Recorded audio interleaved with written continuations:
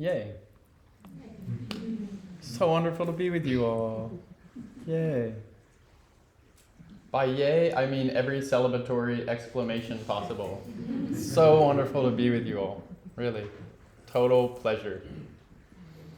So what we'll do is, as our Venerable Khenpo Rinpoches, our precious teachers, we always start a practice and a session, and also a study with 7-line prayer of Guru Padmasambhava. So it's in this PVC daily prayer sadhana. There should be handouts. If you don't have it, just look on a neighbor. Friendly offer as well and share. It's page 49. And so we'll recite this together 3 times. And this is bodhicitta taking shape as Guru Rinpoche. Guru Rinpoche is 100% bodhicitta on. This is the example of like what it's like to be human, what it's like to be fully awake. Guru Padmasambhava, Buddha Shakyamuni, these are our role models. They like have laid out this path for us. Like we have that same nature, the same Buddha nature, the same beautiful bodhicitta nature.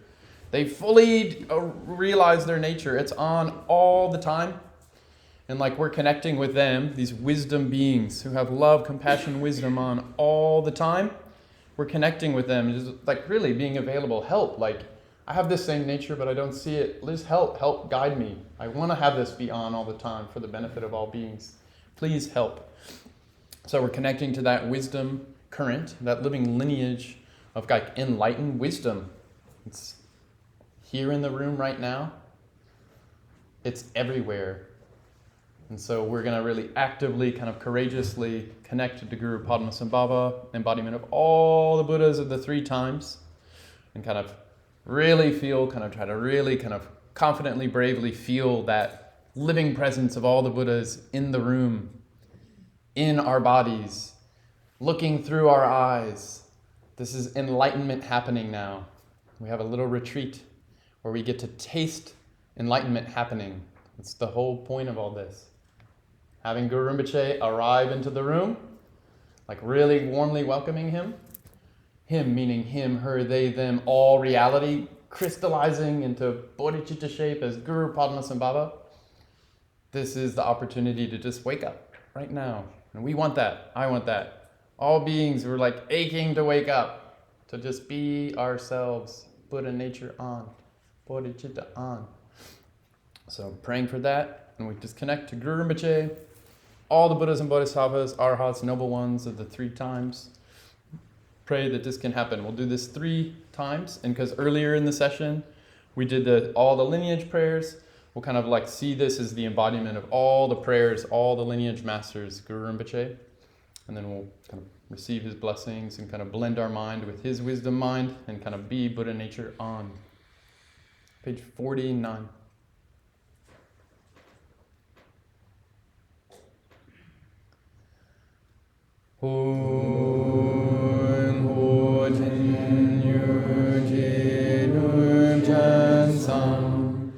Pema gesadam pola yasan yogi nuruni Pema yune jesuran odukan romambeko jeji jesudan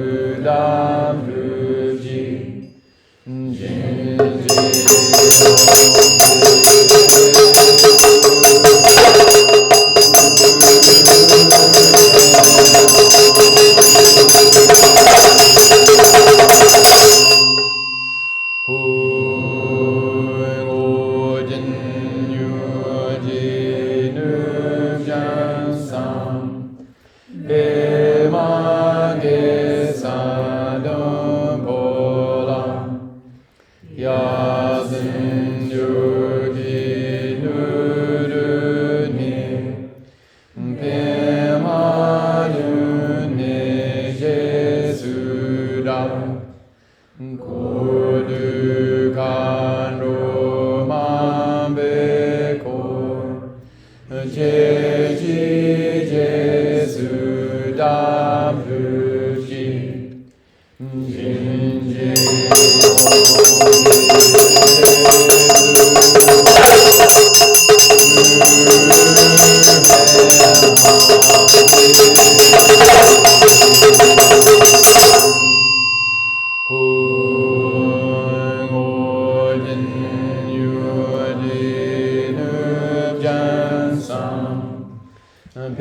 Pema Sadam Pola Yazin Yogi Nurubni Pema Dune Jesuda Kodugan Roma Beko Jeji Jesuda Duji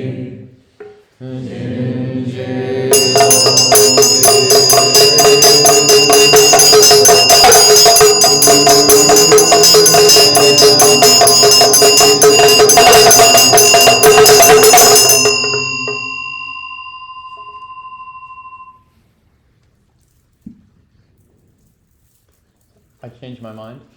We'll do the lineage prayers too. Page 57. 57.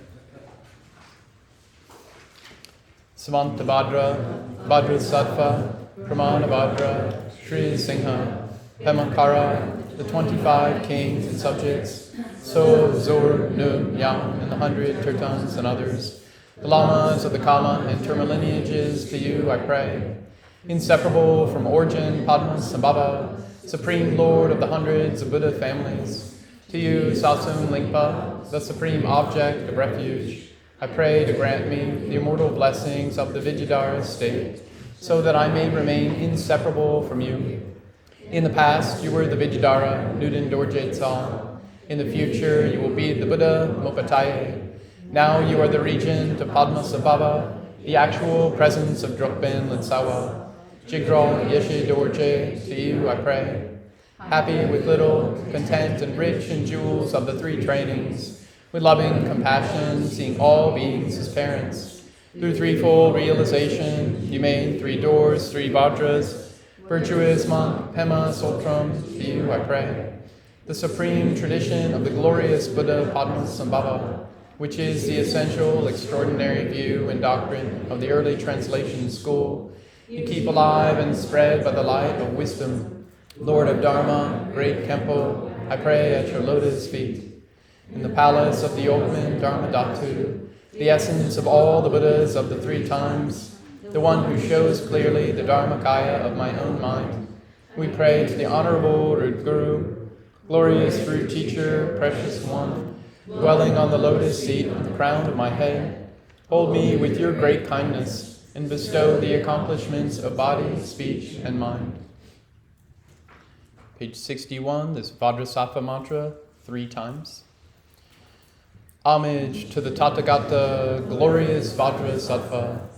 Om Beda Sava Samaya Manu Palaya Beda Sava Tinu Pa Diju Dinu Me Pawa Zudu Gayo Me Pawa Zubu Jayo Me Pawa Anuratu Me Pawa Zawa Zidi Me Prayata Zawa Kama Zizame Zidam Jayam Guru Om Aho Bhagavan Dawa Dada Gada Benda Mame Minza Bendri Bawa Maha Samaya Satu Aum Benda Samaya Manu Palaya Benda Sabati Nuba Dizu Dinu Me Bawa Sudu Gayo Me Bawa Subu Jayo Me Bawa Anurato Me Bawa Zawa Zidi Me Prayata Zawa Kama Suzame Sudam Chayam Guru Ha Ha Ha Ha Ho Bhagavan Zawa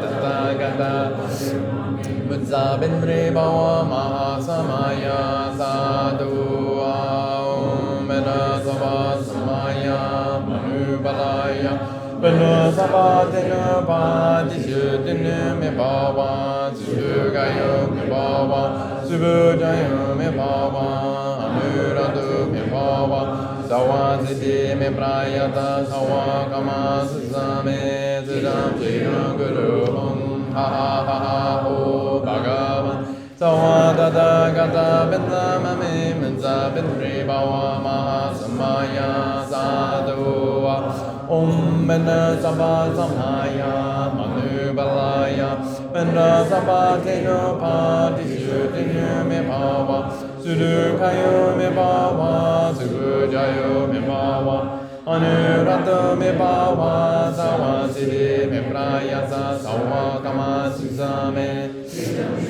Guru hong ha ha ha ha ho bhagavan sawa tata gata binda mame minza bindri bhava samaya sadhu om bendra sabha hong om bendra sabha hong om bendra sabha hong om bendra sabha hong om bendra sabha hong om bendra sabha hong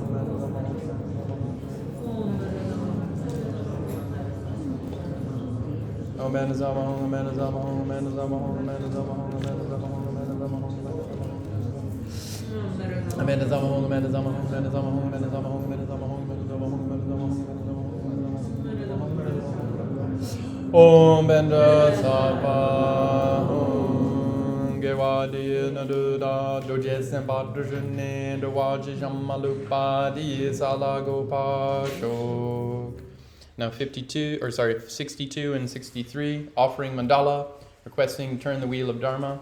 So we're just aligning with Dharma, with nature happening inside our nature, outside our nature, in between all our nature. We're just like making an offering in honor of this nature, and we're like kind of actively kind of trying to turn that on in ourselves and in how we experience everything.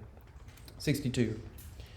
The earth anointed with perfumed water and strewn with flowers, Mount Meru and the 4 continents ornamented with sun and moon, by offering them visualized as a Buddha field, may all be pure land. Idam Guru Ratnam Mandala Kamnirya Tayami. According to the wishes of beings in their capacities, for the high and low, common and uncommon vehicles, please turn the wheel of Dharma.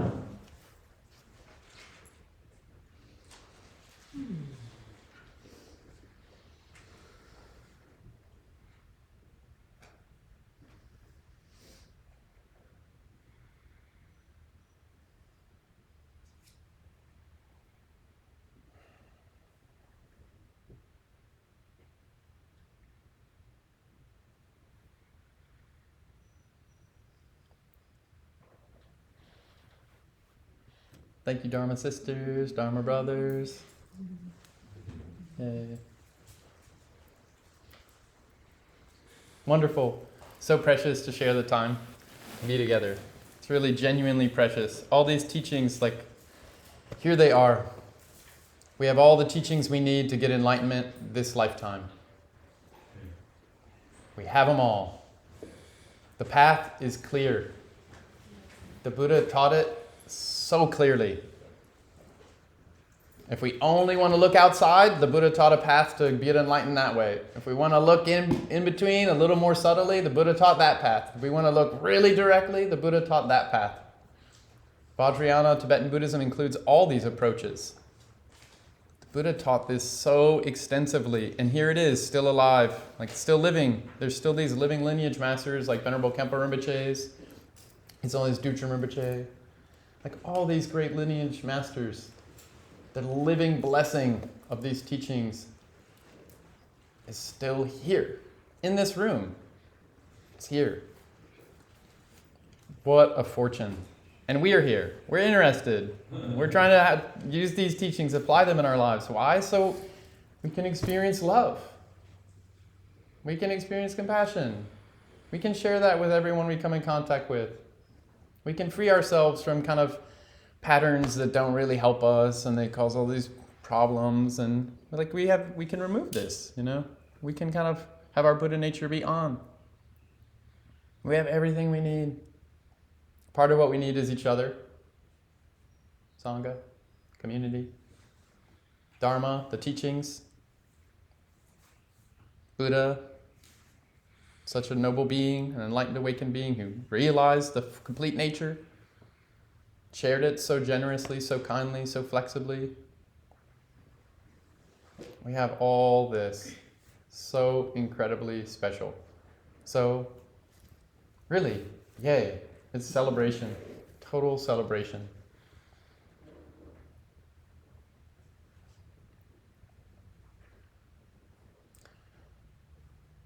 So, last night, we did kind of a quick overview of the Bardos. This kind of in-between space we all find ourselves in if we're wandering sentient beings, moving from here to there. Sometimes happy, sometimes not happy. Sometimes good day, sometimes bad day. If that sounds like your life, you're a wandering sentient being. It sounds like my life. Bardo is the wandering place. It's the in-between place, the intermediate place. Kind of into it, kind of not into it, kind of committed, kind of not. Always trying to make something a little different. Just not really comfortable, just being. So we always need to change something. Instead of going with change, we want to control the interdependence. And we don't have much control, not with what's happening and all the things, and that causes so much distress. And so that's just wandering, drowa, wanderers. It's a big club that's very easy to join. It's like lifetime's membership.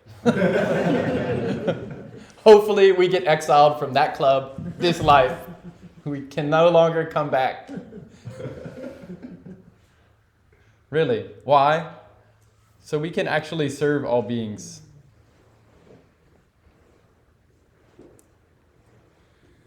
We get out of samsaric cycling minds so that we can show up in samsara beautifully. That's it. We're here for bodhicitta. Wisdom and compassion. That's the whole deal. That's the recap of last night. Bodhicitta is the whole thing. Call it Dragpa, call it enlightened mind, call it Buddha mind, call it a lot of things.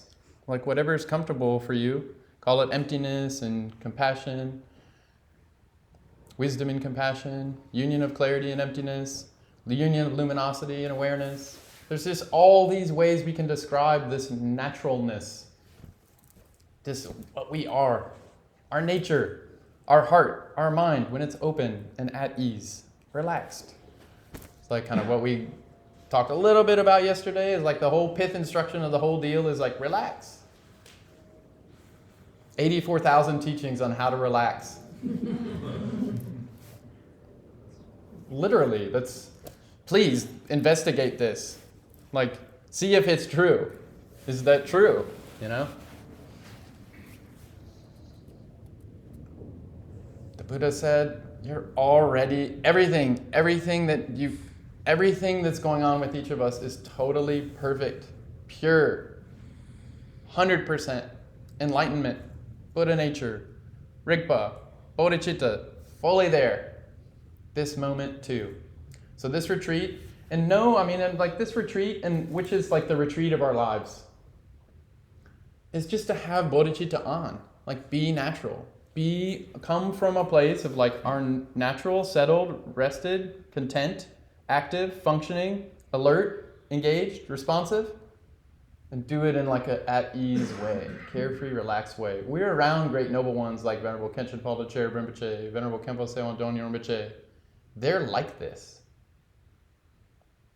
We can see it with our own eyes. Like, they're so sophisticated, they can do all these things in all this dynamic variety of skillful ways. And inside, you just being around them, they're just like free. They're free in there. You can feel it. They're not like jumbled, they don't have this inner me thing. They're not wondering. They're totally free, carefree, childlike, awakened. It's really important to refresh those moments we've had with such noble ones, to like really reactivate that connection. That's what we do in the very beginning. Like Guru Rinpoche, reactivate that connection. That's what we're trying to do. Reactivate our connection. Like,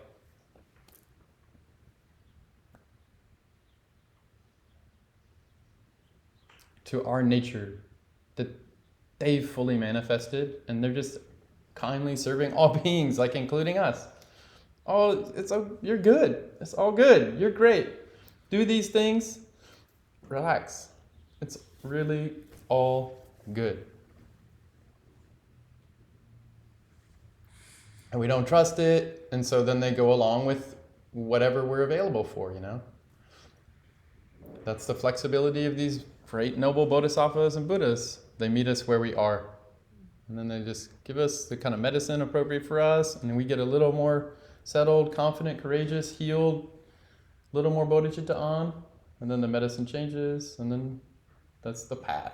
It's called the path. So the whole shebang of wondering is that in this context of bodhicitta on, or Buddha nature on, or like these teachings of Vajrayana, Tibetan Buddhism, they're like the very nature of everything is wisdom and compassion.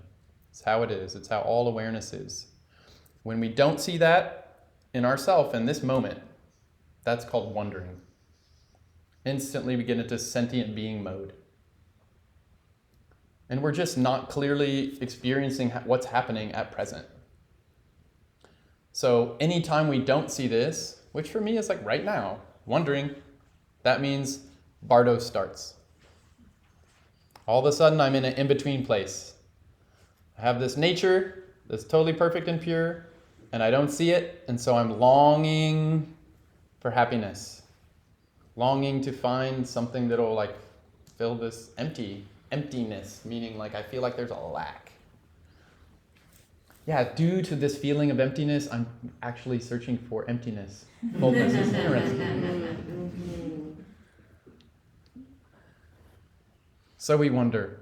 So that from this context of a Tibetan Buddhist view of the Bardos, which is all this comes from Buddha and Guru Rinpoche and all these lineage masters such as Karma Lingpa, down to our own root teachers, Venerable Khenchen Palden Rinpoche, Venerable Khenpo Seon Donyo Rinpoche. These are like very extensive instructions for all wondering experience, which is samsara. It's just a whole mapping system of all samsara. So that means it's a big teaching topic. So we have a short little time together. We're just hitting some like key points. And like, I am like literally giving kind of some bullet points of things that are kind of key features that have struck me, or that are like really highlighted in Buddha and Guru Rinpoche's teachings, that these great teachings have teachers have shared. So please don't assume I'm here giving the authoritative, exhaustive, complete instructions of all the Bardo everything, which maps all of samsara extensively. And so you'll have everything you need with how to do dream yoga and how to do poa and how to do like all these. That's not what I'm here. That's not what I'm offering. And I don't have that capacity. But there are living beings that do have that capacity. And these teachings are about like how to use every moment, like infuse it with bodhicitta. And that's called like a path. And that path in Vajrayana Buddhism means a life. It's not like just a weekend retreat. It's like actually how do I have bodhicitta on now and next week, and when things happen that I don't like, and when really genuine suffering happens and like tragedy and celebration, like how do I keep bodhicitta on? This is like a way of life. Like that's like a way of being love, being compassion, being wise in the world with our relatives and friends and the animals and everyone and ourselves, you know. This is a big set of instructions for this big, vast expanse of life related to this really big heart and this really big mind we have, okay? So I'm giving some highlight points. And I'm giving some highlight points as a wondering sentient being, okay? So bummer for you. And that also affords me some wiggle room. Because I'm not Tibetan. I'm not some reincarnate anything. That means I can be a little more on the real in terms of like, if you're a sentient being, I'm a sentient being, same boat, sentient being boat. All right, this helped me. This is some things I've heard, like, thus I have heard through all my distorted things, but it's based on actual lineage advice by actual non-wandering, enlightened, awakened beings. And we can read their books. As long as Dudra Rinpoche, Counsels from My Heart, Self-Liberated Mind, a Sadhana Practice by Katok Vijayadhara Padmamati, Dzogchen Khenchen Rinpoche's Living is Dying, Venerable Khenpo Rinpoche's Essential Journey of Life and Death. Volume 1 is on all the Bardos. Outline of Bardos, extensive instructions of all the Bardos. Dream Yoga, Poa, all of it. Volume 2, all these Dream Yoga instructions. Also includes all these poa, how to transfer the mind at the moment when you're dying and like you can't stop it and it's here and it's done and it's time to go. Go to Amitabha's Pure Land. All these instructions on how to do that. It's all here. It's this treasure trove we have. Okay? So there's no way, I don't have the capacity to like distill it all into any more kind of refined essence aside to say bodhicitta, which is the true, that is it, you know? That is the essence. And I can say it, but we have to unpack that and feel through that and be that all the time in all the layered ways, because there's two ways to approach a path. There's two ways to wander in samsara. There's two ways to try to get out. I can try to do my practice so that I get out. So I stop wandering. And I can try to do my practice so that I can actually be helpful to like empower and help, like literally help and serve every sentient being to stop wandering. These are two very different ways to approach a practice, like instructions like Bardo teachings. Am I here listening? Am I here talking? Am I here reflecting so that I can feel better, just me? Or am I really activating bodhicitta? This is like so I can really learn how to show up in my experience with bodhicitta on for every single being. So, key takeaway point. Tibetan Buddhism requires the bodhicitta approach. This is for all beings. I'm trying to have this be on for all beings. I'm learning these in Bardo and teachings for all beings. I'm studying them for all beings. I'm trying to actually use the Bardo of this life so that I can really wake up, get liberated out of suffering, out of the causes of suffering, so that I will forever serve all beings. That's required for Tibetan Buddhism. Okay? If we do Tibetan Buddhist anything and we don't really take that to heart and we don't put time into bodhicitta, wisdom, and compassion, it won't work. It doesn't work. So that's just like out of love, you know? Don't waste a chunk of your life seeing Vajrayana as a set of techniques that you can just plug into your life however it happens to be, and like so that you can have a better life and like do some like selfish thing. It won't work. It just doesn't work. That's why in every Vajrayana everything, at the very bedrock, the noble beginning, it's always refuge and bodhicitta. I'm connecting to living lineage wisdom of compassion and wisdom, this living lineage of that. Why? So that I can genuinely serve all beings. It's in the heart of, it's the beginning. It's like formalized in every practice we do. And it's the whole beating heart of every single part of these practices. Trekcho practices, Tsogyal practices, dream yoga practices, Poa practices, all the visualization practices, all these asana practices and pranayama breathing practices, it's all bodhicitta practice. So just, I'm hammering the point. If we do it without bodhicitta and we don't really put time into like, what is that? Why is it important? How amazing is it? What's the alternative if I'm not doing the bodhicitta wisdom compassion thing? If I don't really try to take that to heart, is like, that's the whole point. It doesn't work. So,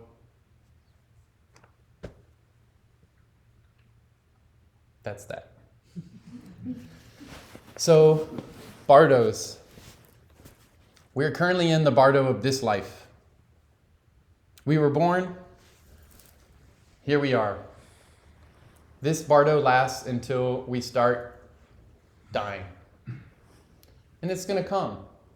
And for these great wisdom beings, like they're just kind of like, this is just part of the thing.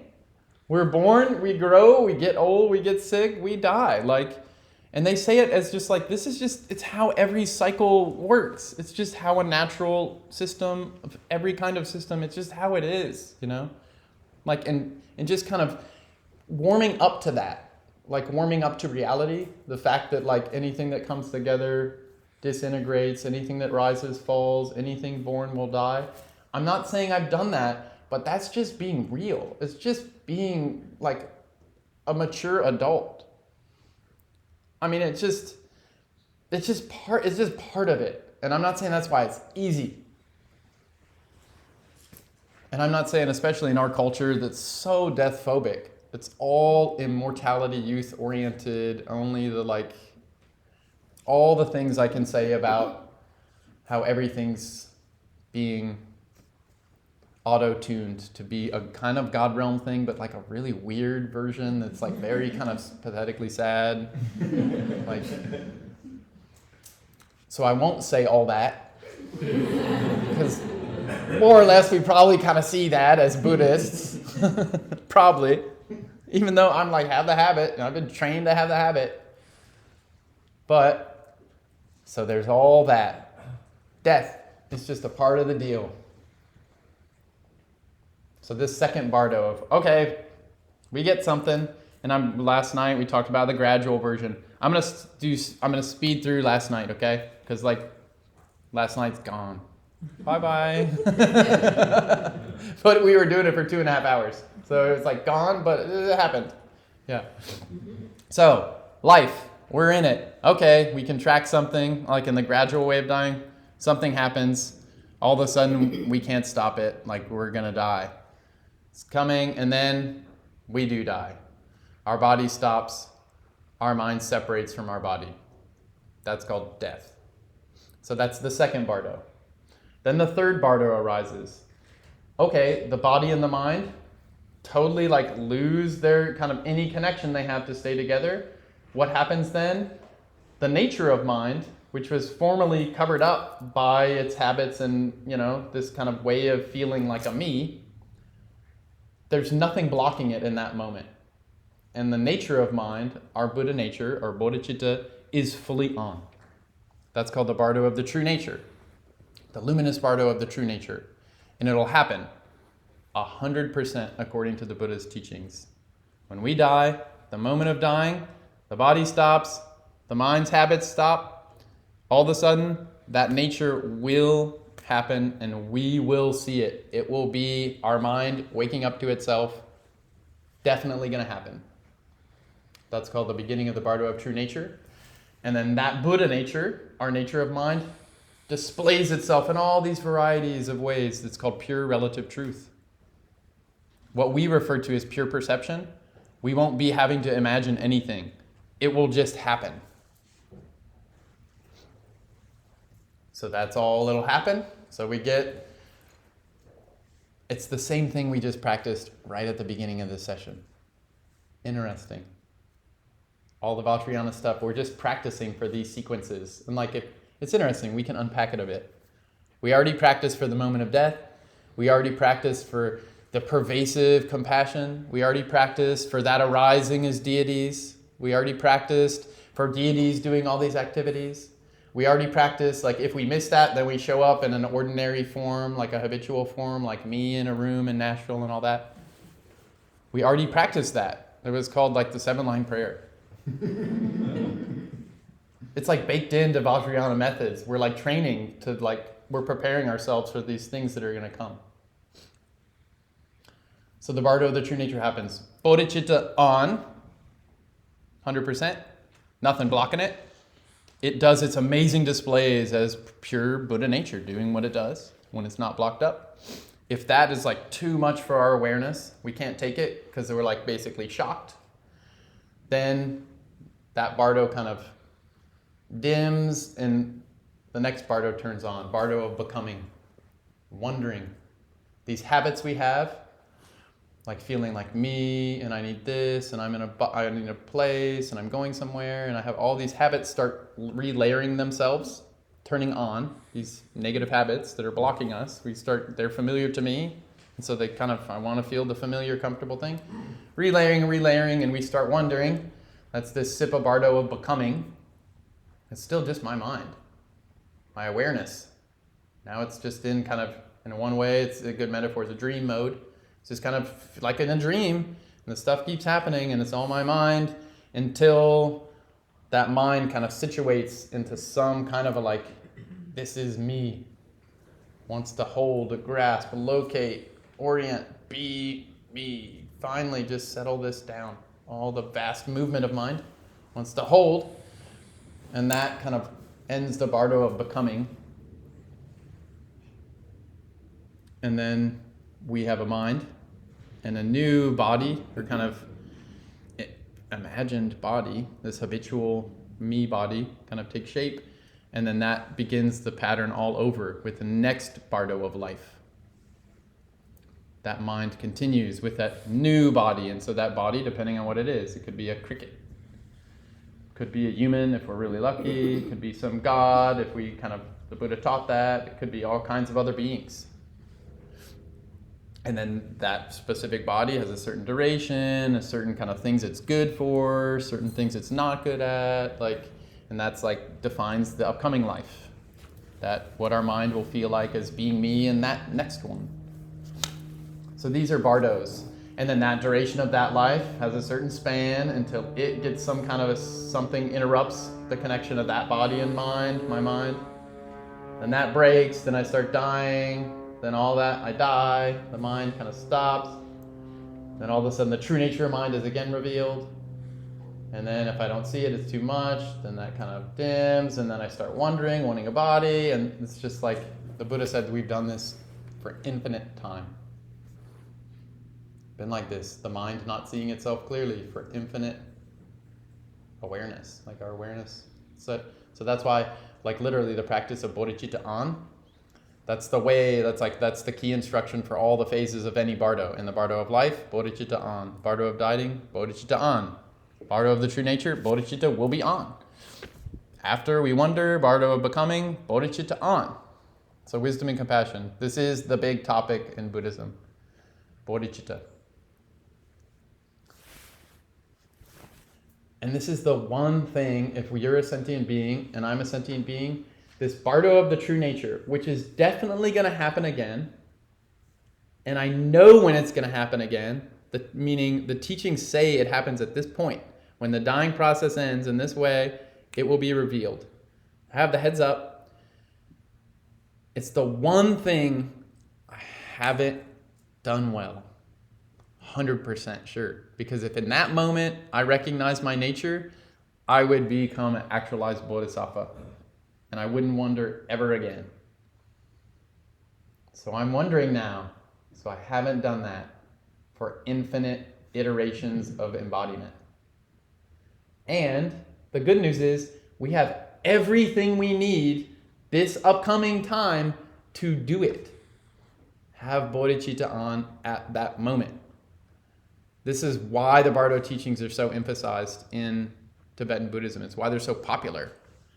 We have the heads up. There's like teachings on how's the dissolution going to probably happen when the body stops, and then the inner energies stop, and what's the mind, the awareness going to be like when it's on. Like we have all the heads up that we can get used to, familiar with now, so that when it happens, they say it's like when that naturalness of our awareness happens, that meets our practice that we've kind of been trying to get used to now.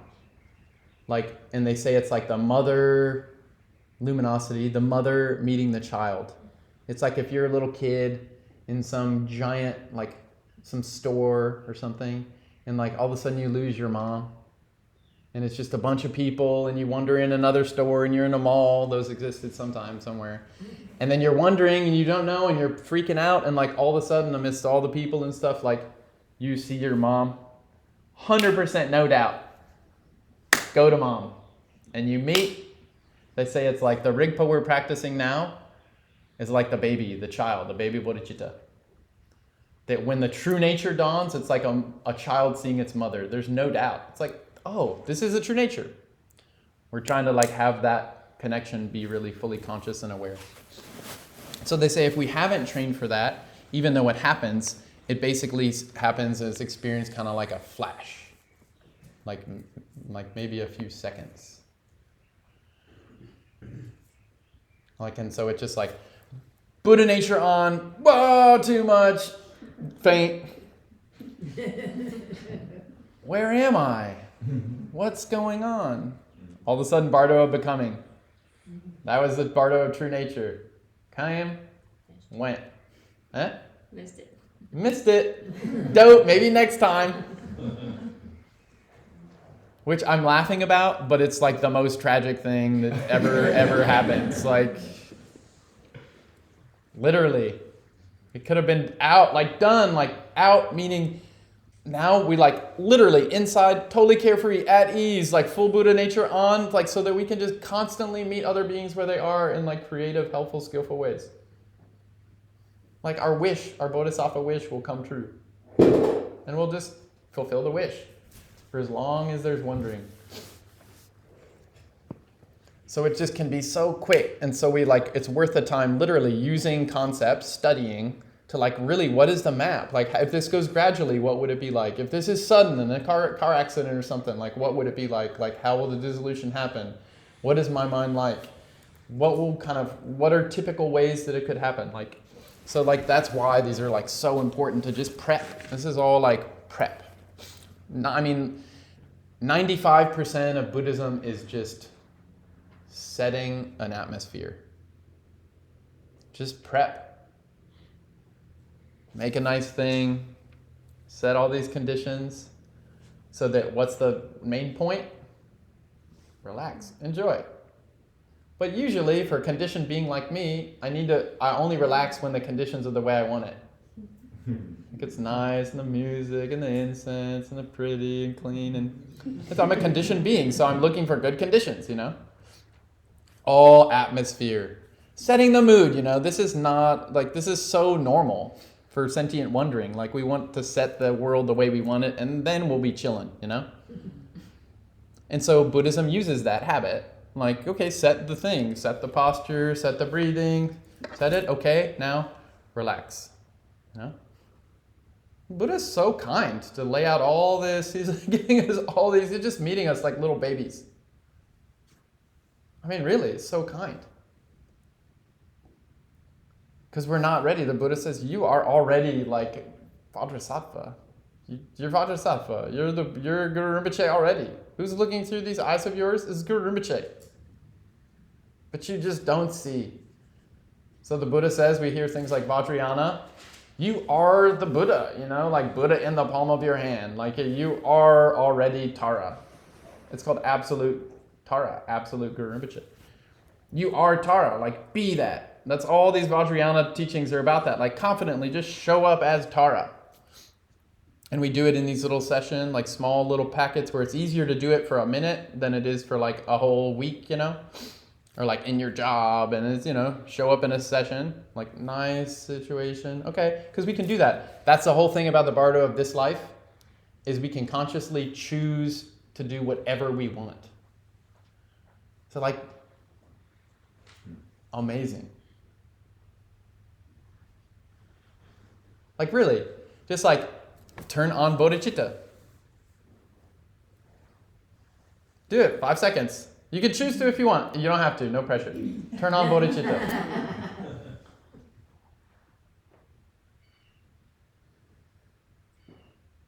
You can turn on bodhicitta with your eyes closed. You can turn on bodhicitta lying down. You can turn on bodhicitta like while you visualize. You can turn on bodhicitta while you're falling asleep. I mean, it's just like, and we can choose. But it's different if we're really under suffering. Our mind gets a lot more tighter and less conscious and less kind of intentional about what it can and can't do. Or when we're dreaming, it's a lot harder to say just turn on bodhicitta now, unless we get really good at like that level of subtlety where just at will we can be like turn on bodhicitta now, arise as Tara. Like there's all these training techniques to learn to do that, but it's a little harder than as opposed to right now. Visualize yourself as like the historical Buddha right in the center. Like we can do that. Like try to take a minute and just like flash it on. Like you can see what it would look like and then just like you're watching a movie, like your own body looks like that.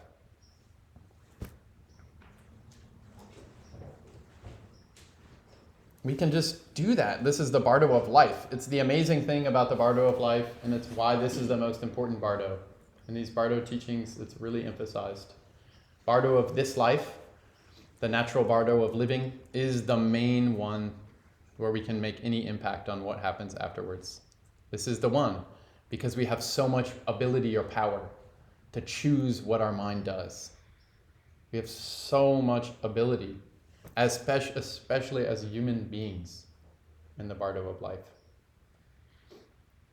So that's why it's so emphasized practice. practice. And by practice, I don't just mean formal practice. Yes, formal practice. And bodhicitta on when we're talking to, our partner, our kid, talking to ourselves. Like, turn some more bodhicitta on, Like, we have that invitation, that opportunity.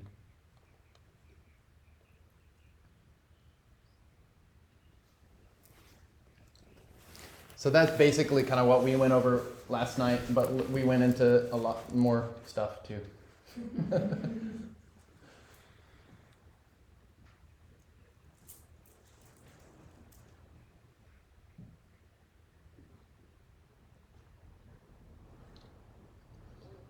So the Bardo of dying, and this is all like for humans, like the Buddha so kindly like mapped it for humans, so it could be like more human friendly, human digestible.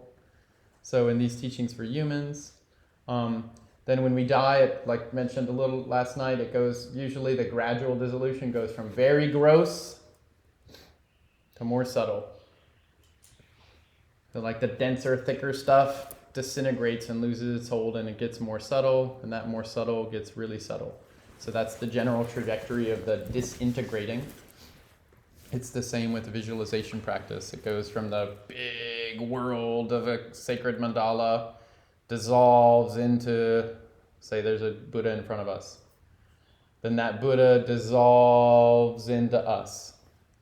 And then we dissolve into this heart kind of deity. And then that dissolves into openness. It's going from very gross, the whole world dissolves into other, dissolves into self, dissolves into nature of mind. And then where does it happen? Where does it come from? This is like what we practiced at the very beginning with the 7-line prayer. And so I'm going right into like having this be like little practice oriented. Like right before we say 7-line prayer, that, the 7-line prayer, the first thing we do is try to recognize true nature. Open, vast, limitless. Just relax. This is none other than bodhicitta on.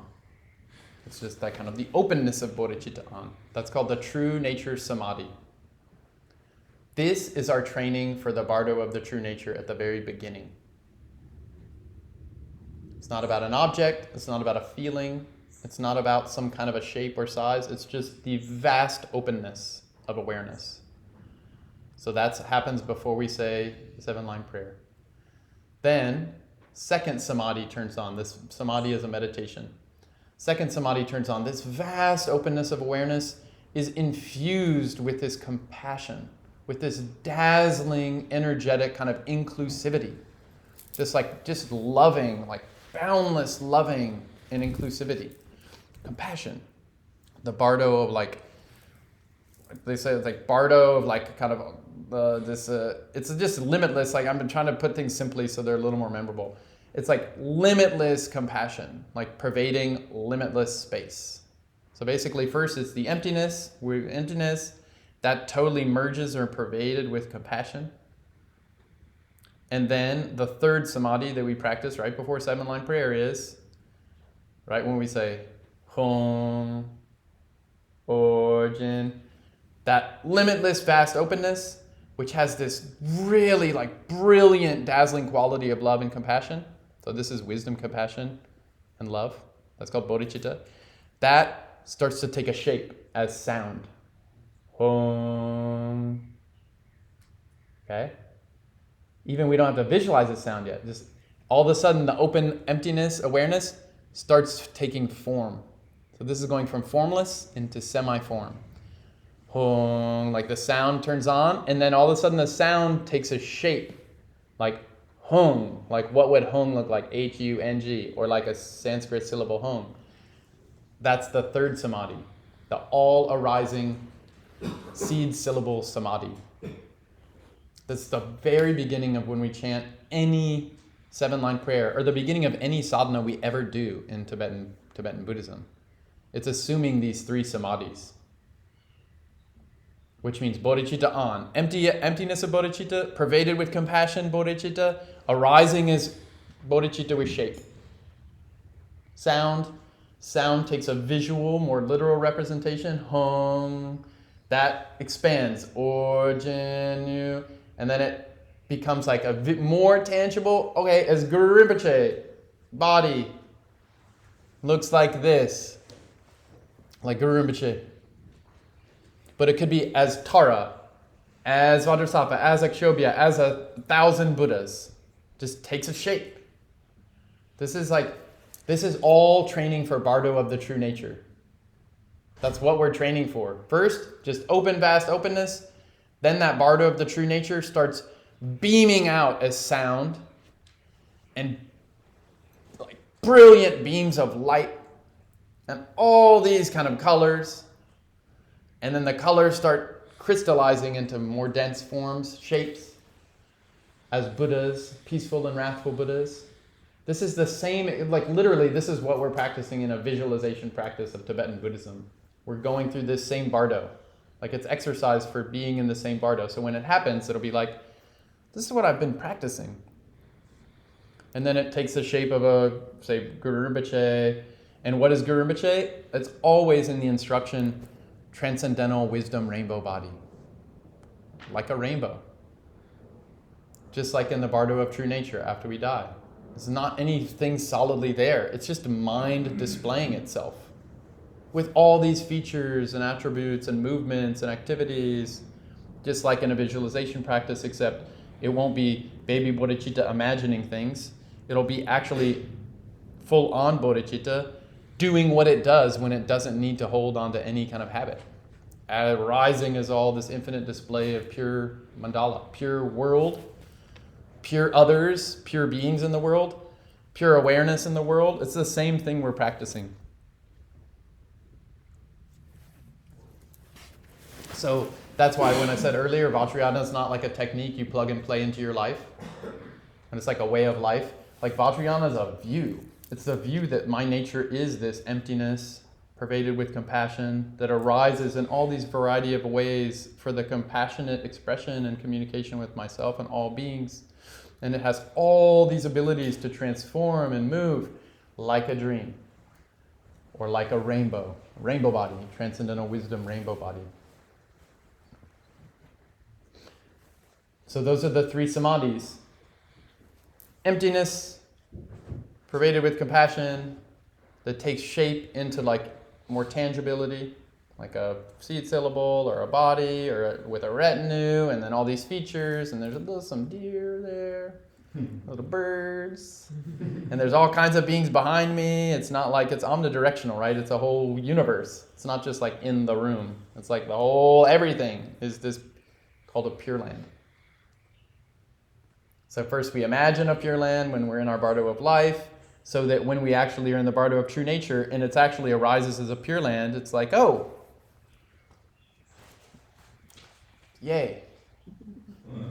All these Buddhas and Bodhisattvas, and they're like, welcome. You have membership to our club now.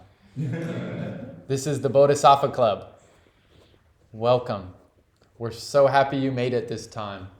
We've watched you for a long time. We've been tracking your movements. We keep showing up to help. It's okay you didn't ever pay attention to us hardly at all. We're like a, wisdom rainbow body. No big deal. Because on the side of actual bodhisattvas, there's no big deal. There's just nature, true nature happening for these great noble ones, So they're carefree, at ease inside. I'm kind of trying to come at this from different angles, so we can kind of, depending on our experience and our familiarity with Vajrayana and Buddhism or not, where we can all kind of have somewhat of a doorway into this very rich space of reality of the nature. So this Bardo of true nature. And so the whole thing is, if we don't train for this, it's like flash, gone. And then continue into wandering mode, our habits turn on. So it's similar with a meditation session, okay? I say this as like a wandering being, okay? Sit down, do our sessions, do my session. Okay, it's kind of like, don't have time. All right, home, originu, dissolve, rest, dissolve. By this merit, may all obtain, boom. Or it's like even worse. Hung or Jin, Pema, Yeshe. Worse. Bardo of life is like being taken over by what? Distraction. Like where there's no bodhicitta on. It's just like so out. What's up there? What's going on with it? You know? I say that. So the whole thing is, okay, if we're doing it well even, like, okay, we're like really have this emptiness pervaded with compassion for all beings that take shape and form in the sadhana, and then we're Buddha and all these Buddha activities and blessing healing lights pervade all of space and everything's healed and like we've received all the blessings and Guru Rinpoche the Buddha dissolve into us, we become totally absolute Guru Rinpoche, and then we dedicate the merit for all beings all sincerely, and then it's like, honey, turn off your alarm. Turn off your... Instantly, Bardo of life, like not being integrated with all these other things I was just doing. It's like, this is like a live and learn kind of how we need to be like, okay, in my session, if I'm all good with this stuff, okay, that's good. We need to like get good at it. And the whole thing is so we can keep it going. Keep bodhicitta on, right? I'm not saying that's easy. Samsara is insert expletives a lot. It's really hard. It's just asking us to constantly shut down and fight. Just what samsara mode is. This isn't okay. It's your fault. It's never, what's my mind? Where's my intention here? Like, what's my view? It's always like, that is wrong. That's called samsara mode. It's not a tangible, fixed thing. It's just a way of being. And it's just, I'm very familiar with it. It's called Bardo being, wanderer. So we're trying to really like ease that up, both formally with these very specific practices we do, then to put some like words on these practices. Like Bardo of true nature, when it's just vast openness. Another way to talk about that is like a big formal sequence of practices is called Trekchod, cutting through. Release, rest, release, relax, release, relax, release, relax. Don't try to do anything. Don't try to change anything. Be freshly present now. That's all. There's like years and years and years of that kind of practice to do, to get good at it. Then, Tsogyal. This is all display of my awareness, and then it takes all these shapes and forms and colors, and then it gets really stable. It's all these Buddhas start being experienced. They're just my mind kind of displaying in certain ways. I'm not trying to, I don't like it, I don't not like it. It's just a awareness happening. All kinds of years of that practice. That's still Bardo of true nature training. We're training for Buddha nature shining out as beams of light and colors taking shape. That's like in our life, we're training so that when that happens after we die, it's like, oh yeah, no big deal. This is it. Of course. Wonderful. Then, if that's too open, then we have all the Keirim, Dzogchen practices, visualization, creation and completion stage practices, where it's like talking about Buddha fields and Buddhas doing Buddha activities. We're imagining them in our Bardo of this life. But when we die, it's like, the Buddha nature starts displaying itself as all these enlightened beings doing Buddha activities. And so we're like, oh, okay, yeah. Guru Rinpoche, Medicine Buddha, Tara, Vajraparahi. At ease. No war, no fight, nothing wrong. Great. That's all these visualization practices in Tibetan Buddhism. And we create them, then we dissolve them. Like a rainbow in the sky. We create it and we don't obsess over it, because that's just samsara mode. We create it and let it go. Create, let go. And so we train at being like all these kind of ways that we can train in all these Tibetan Buddhist practices. We train in like, Guru Rinpoche is as big as the whole Milky Way, Boom. Guru Rinpoche is teeny tiny size of mustard seed. Fine. Guru Rinpoche is woman. Guru Rinpoche is 8 beings. Guru Rinpoche is now Buddha. Now Guru Rinpoche is Amitabha. Now Guru Rinpoche is Chenrezig. Now I'm Guru Rinpoche. Now I'm Guru Rinpoche and there's Guru Rinpoche. Like, it's just all this flexibility training, because the reality, it's called interdependence. Like, we're just training ourselves to be like, juggle. And then it's not about like, look at me, I can juggle, or like, then it's like, okay, what's the whole point of any of that? What's going on with you? Oh, you like this kind of juggling. You like this kind of story. Like quiet, soft, this. Okay, I've trained. I can be flexible like that. Like, I've trained in that. Fine. Awesome. Oh, this is great. Oh, you have Buddha nature. You're awesome. Amazing. Okay. Bye. Have a good life. Let go. Their own mind has to do its thing. You can't force anything on anyone. These great masters show up for us, give us everything we need, and they're like, bye. I'll you know, when you come at, like, connect again, like, I'm here, but like, it's kind of up to you, you know?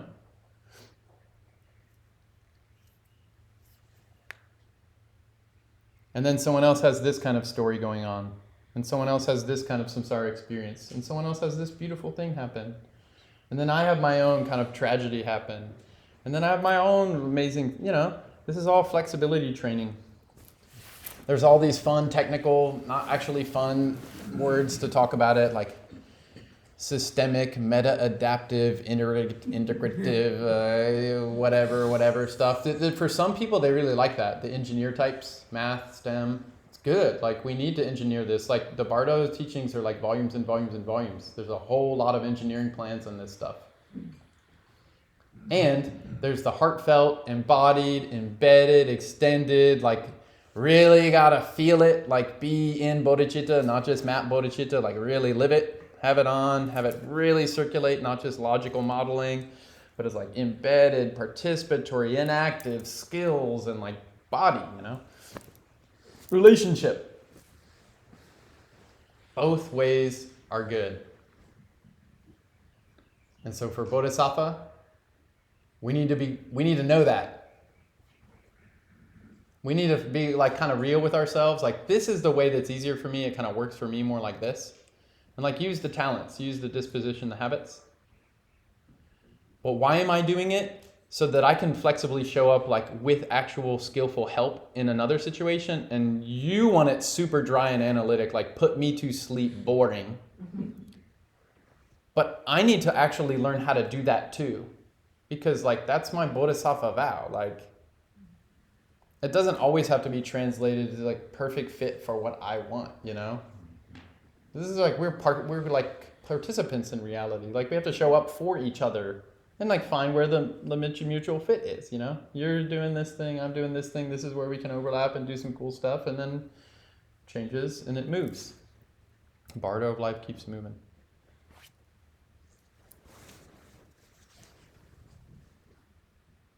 So there's so many nitty-gritty things that, like, I'm sure a lot of people, we've had to, you know, probably some of us, they just had to go through Bardo of dying and death, you know. We've like lost people. And, you know, it's if we haven't been in it, like, it's coming, you know. So then these teachings are also like, how do I show up for other people? Like myself, yeah, but okay. It's like, what happens when like these gross elements of a body stop functioning? And these Bardo teachings include this with Bardo of dying. Like, oh, all of a sudden if earth, there's all these elements, earth dissolve into water, dissolve into fire, dissolve into wind, dissolve into like space, and then the body is clinically dead. It's like, okay, what does that mean? Earth dissolves into like water. So then there's like all these teachings on this. Oh, the body starts feeling really heavy. Person's like, oh, like, lift me up, you know? Water starts losing its ability. Like, we start getting super dry, like, oh, I need water. Like, fire starts losing its capacity. Oh, I'm so cold. Like, really, like, oh, wind starts losing its hold. Like, erratic, mind moving, can't locate stuff. Like, what's happening, you know? Like, that dissolves, and like that's like these elements that correlate to organ systems, and they correlate to like certain visions that the person will start to like kind of experience according to these teachings. Like basically the density of like our sense of embodiment is like loosening and releasing, whether we like it or not. So it's like, I can't really move. Like I'm really like, it's like, oh, like dry and like cold and like I can't control things and it's all confusing and like, and the tendency is to want to panic. Because like, you know, I want to be able to like be here and get up and do what I want to do and think, you know. But so like this shutting down where like my mind no longer has like controls over like its embedded body. It's like losing the power to like control it. And that's also called older age, right? We're just like, why is my back hurting? Like, what is this? What's this? There's a feeling in here, you know, like it's just the body is losing its strength in certain ways. And we can, in the Bardo of life, these teachings are so strong to emphasize like everything we can do to extend the Bardo of life to be optimal health for as long as we can, do it. Meditation-wise, food-wise, rest-wise, relationship-wise, do everything we can have to have a very long Bardo of this life be like super optimal so we can have bodhicitta on more when it's easy to turn it on if we choose. That's the practitioner perspective of Bardo of life. Like, do we want long life, health, good things so that it's easier to actually train and having bodhicitta on, having wisdom and compassion on, having love on. But at a certain point, we can't hold it together anymore. Then the body kind of starts shutting down. And as these kind of outer aspects of the body shut down, like these organ systems, and like there's so many there's mappings of this, pointed it out last night, but yeah. And there's like charts of these dissolution process in this book of gross into more subtle, of earth into water, and water into fire. And we should really look at that. Like we can look at it more if you want, but sometimes the whole thing of like, I've received some Dharma teachings and the like core, like actual fact reality for my mind is like, if I try to remember what it was like in a lot of detail a year later, like it's just vague, you know? So like, I don't want to spend so much time mapping the beautiful thing so that a week from now, we won't remember almost any of it. We can that's the study part that to really look into. And we should, that's, if you want to, we can do that. I'm trying to just hit some highlights that are more clear, something to hold on to and kind of remember a little bit more easily. But so then the body can't move, it loses positions, the organs shut down. And then all of a sudden, and from our more kind of outer sciences approach, that's called clinical death, flatline, no heartbeat. But according to these Bardo teachings of Buddhism, is that's just the outer dissolution is complete.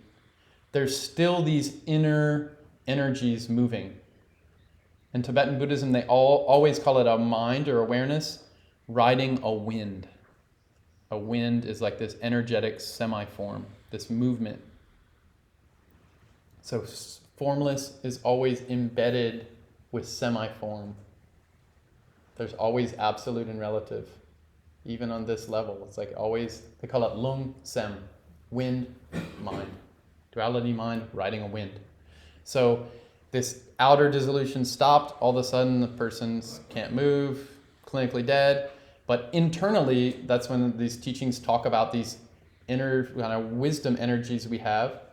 And to just say it very briefly, they say from, for humans, for the kind of male or the father component, we got this, it's called a white essence.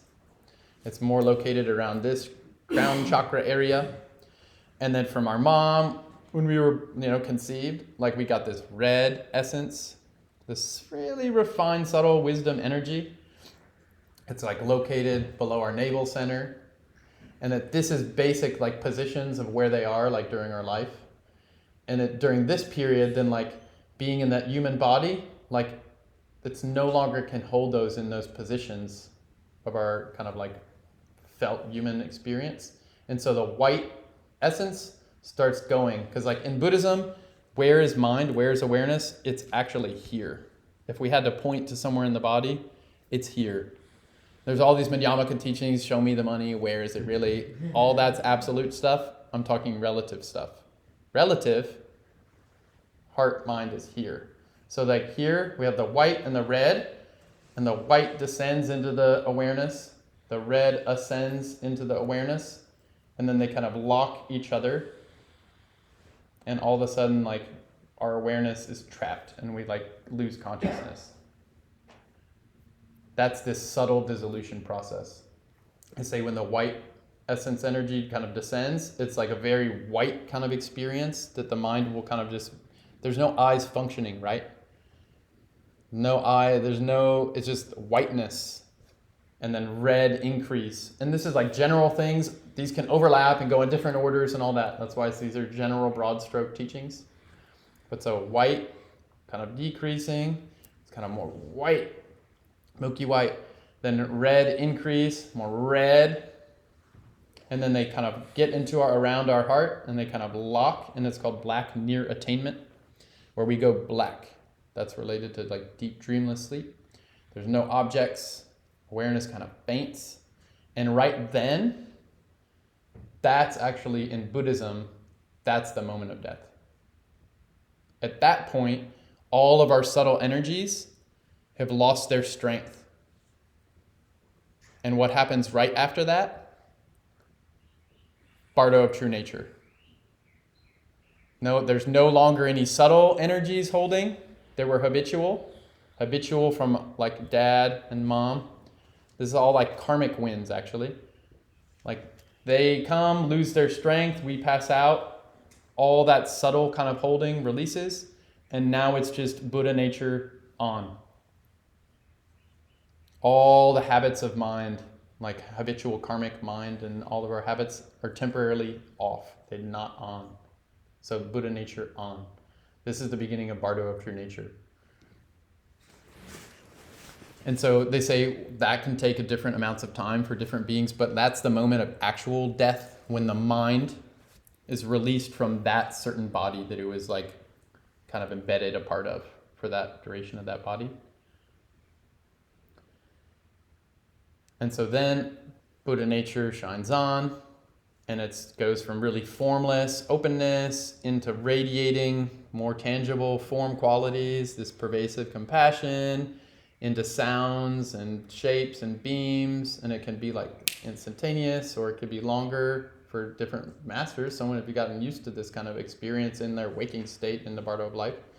And then it starts arising as this pure displays, peaceful Buddhas, wrathful Buddhas. It's all your own awareness showing itself to itself. And if that's too much, then basically our mind starts, it's just awareness, like in a dream, wanting to feel embodied. And so it's like gelling into like me, wondering. And that's the Bardo of becoming turns on. I'm not like yet born in a new body. I'm just still a mind, just literally a mind, awareness, wondering. And they say that can still interface with its previous, where it was, like habitually had a felt sense of me, like around my family and my previous family and parents and wherever your place is that you kind of locate your sense of me and my stuff and all that. There can be the habitual pattern of, that. It's like right now, it's like if I ask anyone, like, where's your car right now? Like, over there. Like, because we habitually reference like my stuff and like where's, my clothes and it just like has a habit energy of, it's not like where's your mind? Like it's always like in here somewhere. It's not like over there, It's just habitual to be like, to gel into a me thing, like a sense of identity of me. And so that wondering mind does that too. The habit's turning on now, and now it's wondering, but all of a sudden it's trying to interface with stuff where it was before, and like beings don't respond, like the people don't hear you. And there's all these teachings on how like mind is like trying to interface, if it doesn't know it's dead, like trying to interface and not working. And so that gets frustrating, they say, for that mind. And then it just kind of, there's all kind of big insights, amazing kind of insights around this stuff. One is like there's no such thing as death. There's always Buddha nature happening. Like it's a big kind of like far out there thing. Like there's no such thing as a dead being in Buddhism. We just can't see what's happening to the awareness, like according to our sense doors. But there's no time where like the mind is off and done. It just, mind continues forever. Like Buddha nature will always be happening for every single awareness. There's no such thing as dead people, dead anything in Buddhism. That's like a kind of out there, right? That's like a, but mind continues, and then it gets a new kind of like sense of me and my stuff and my people and my beings and my place and my all that stuff. So that's an interesting point. No such thing as actual dead. Dead is always in reference to like the people who like you were with before. For them, it's gone, dead. For the mind, it's like, I'm not dead. I'm like still happening. Like, what's up with you all? Or like whatever the version is of that. It could be a chameleon. I don't know how chameleons try to communicate with each other or whatever. It could be anything, you know? Like mind and its habits turn on.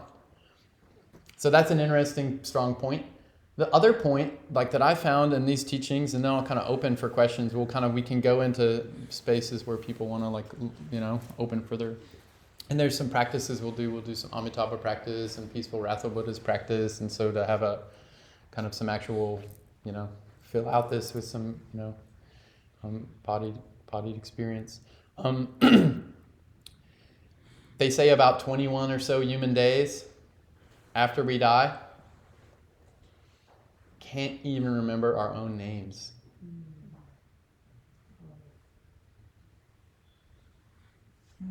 Not what we look like, not anything. No memories, no my stuff, no my people, no my beloved, no my kids, no my career and success and story. It's all inaccessible. Why? Because like that wandering mind is like looking for something that it can hold on to. And all that stuff, it's like not able to hold into it. It like can't get a grip.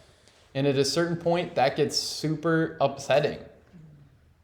And it's just like the mind, it starts to be like, I need something. And then they say that's the karmic Bardo of becoming. Then it's just like whatever habits we've done, like through our activities since infinite time, like whatever of them start to turn on, our mind just starts to create those realities. Like it's not like Dragpa, and Dragpa's chilling like a video game Dragpa, and eventually gets to the stage and chooses the thing. That's not, you know? At a certain point, it's just like that awareness is like, can't even locate a shape of itself. Like can't, it's like when we were little kids.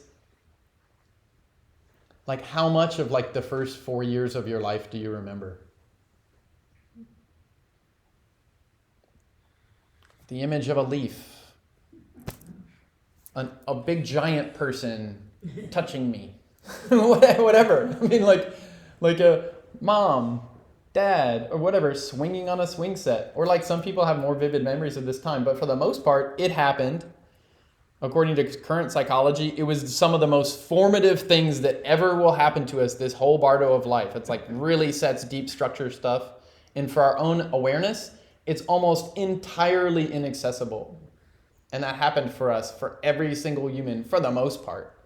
Similarly, at this point of wandering mind after, all that stuff we cared about and were so upset about, and the world and the this and that and the loved ones and all the things, it's just like as if it didn't happen. It's like no identity with any of it. And we've done that infinite times.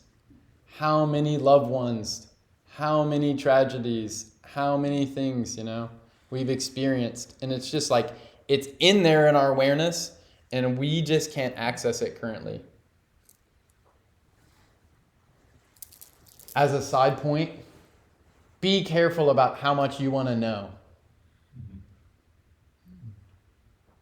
Don't take the triple, quadruple amount of DMT, ayahuasca, whatever, to just like see reality as like, I'm up for it. show me it all, like for Buddhism, that's infinite sets of experience that very likely includes a lot of very nightmarish stuff.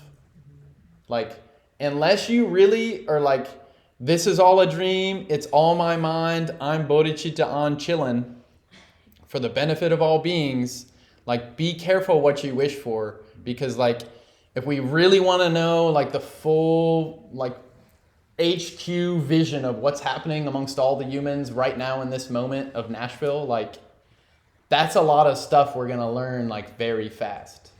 And probably a lot of it's not pretty. And probably a lot of it's beautiful. But like, plug that much juice into a single lamp outlet, like, be ready. You need to be able to circulate that. And at that point, it's not about me. It's about how can I show up for you and you and you and you and you and you. And those bodhisattvas, they want the connections so they can adaptively shape to the actual circumstance. And it's not about them. They just keep moving through to circulate. It's just dream beings helping them create beautiful dream visions. Like, that's what bodhisattvas are doing. Not about me. So that's a strong side note with these Bardo teachings. Proceed with caution. And that's not just like about these Bardo things. It's just like what I said in the very beginning. Tibetan Buddhism without bodhicitta won't work. All these techniques,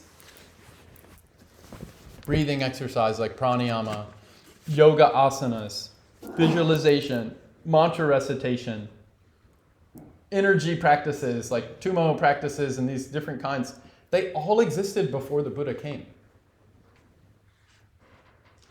What the Buddha taught that was liberative is bodhicitta. Wisdom and compassion united.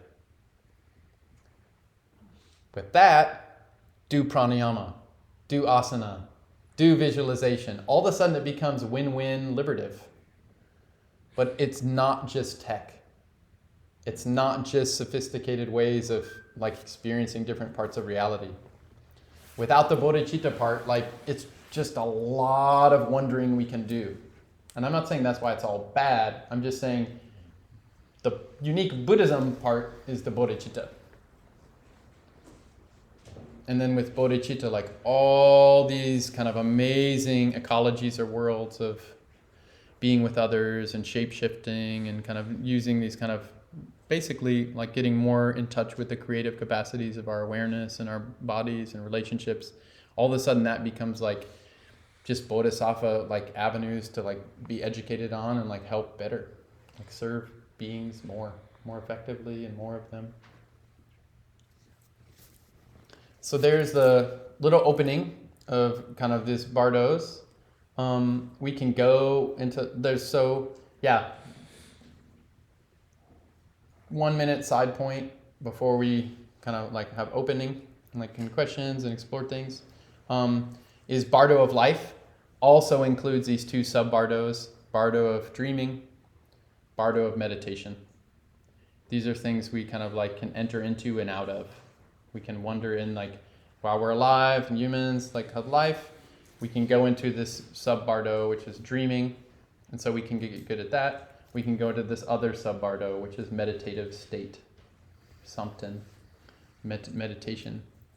And so we have these 6 Bardos now: life, dreaming, meditation, dying, true nature, and then becoming, wondering to get a new life. And then the cycle starts again. And so the whole point of all of them is like Bardo of life, we're trying to have it be infused with bodhicitta. So we use our life meaningfully. Bardo of dreaming, we're trying to recognize it's all a dream. And so like, how can I do bodhisattva activity and dream? Bardo of meditation, we're trying to recognize it's just awareness, like wisdom happening. And if I need to hold my mind to realize that, that's called contrived meditation. And if I just need to be in my Buddha nature, bodhicitta, it's called natural meditation. Bardo of meditation, we're trying to do natural meditative equipoise. Dying. We're trying to recognize in this dissolution process of our mind kind of releasing its habitual kind of way of sense of being me. We're trying to relax into that. And this is just a natural way this unfolds. Like mind is moving, coming, undoing, going, bodhicitta on. Bardo of true nature is just bodhicitta on, 100%. Bardo of becoming, we try to reconnect to our past good habits. It's called virtue or merit. We're wondering, we try to really reactivate goodness, good habits, connect our devotion to our teacher, to these teachings on love, compassion, and wisdom, like these positive, virtuous things we've done, because it's trying to orient towards, okay, if we're going to get an embodiment, we want this to be a really good one so that when we're born, it's going to help us have bodhicitta be on more easily to continue this thread of our awareness so that we can actually get stability in this, for the next time around. Use the next life so that we have bodhicitta on, and then when that life ends and then dying, we can recognize bodhicitta on again. For great masters who in this life have bodhicitta on all the time, they don't need to wait for these bardos to happen. They're not in bardo mode. They're not wondering. So this is a description for wondering beings and how mind moves and shapes and stuff. But it's not like how Buddha nature is if it's not forgetting itself. It's just for how it is for wandering beings, wandering mind, how the process kind of can generally unfold. So that's a lot. Anybody want to dive into a specific spot? Yeah, Kate. So you're talking about samadhi, and I was kind of I'm a little confused because in the Pali Canon they typically talk about samadhi in terms of the jhanas as a meditation attainment. Okay. So it seems like it's talked about differently within Vajrayana. Can you maybe clarify that a bit to me? Yeah, sweet. So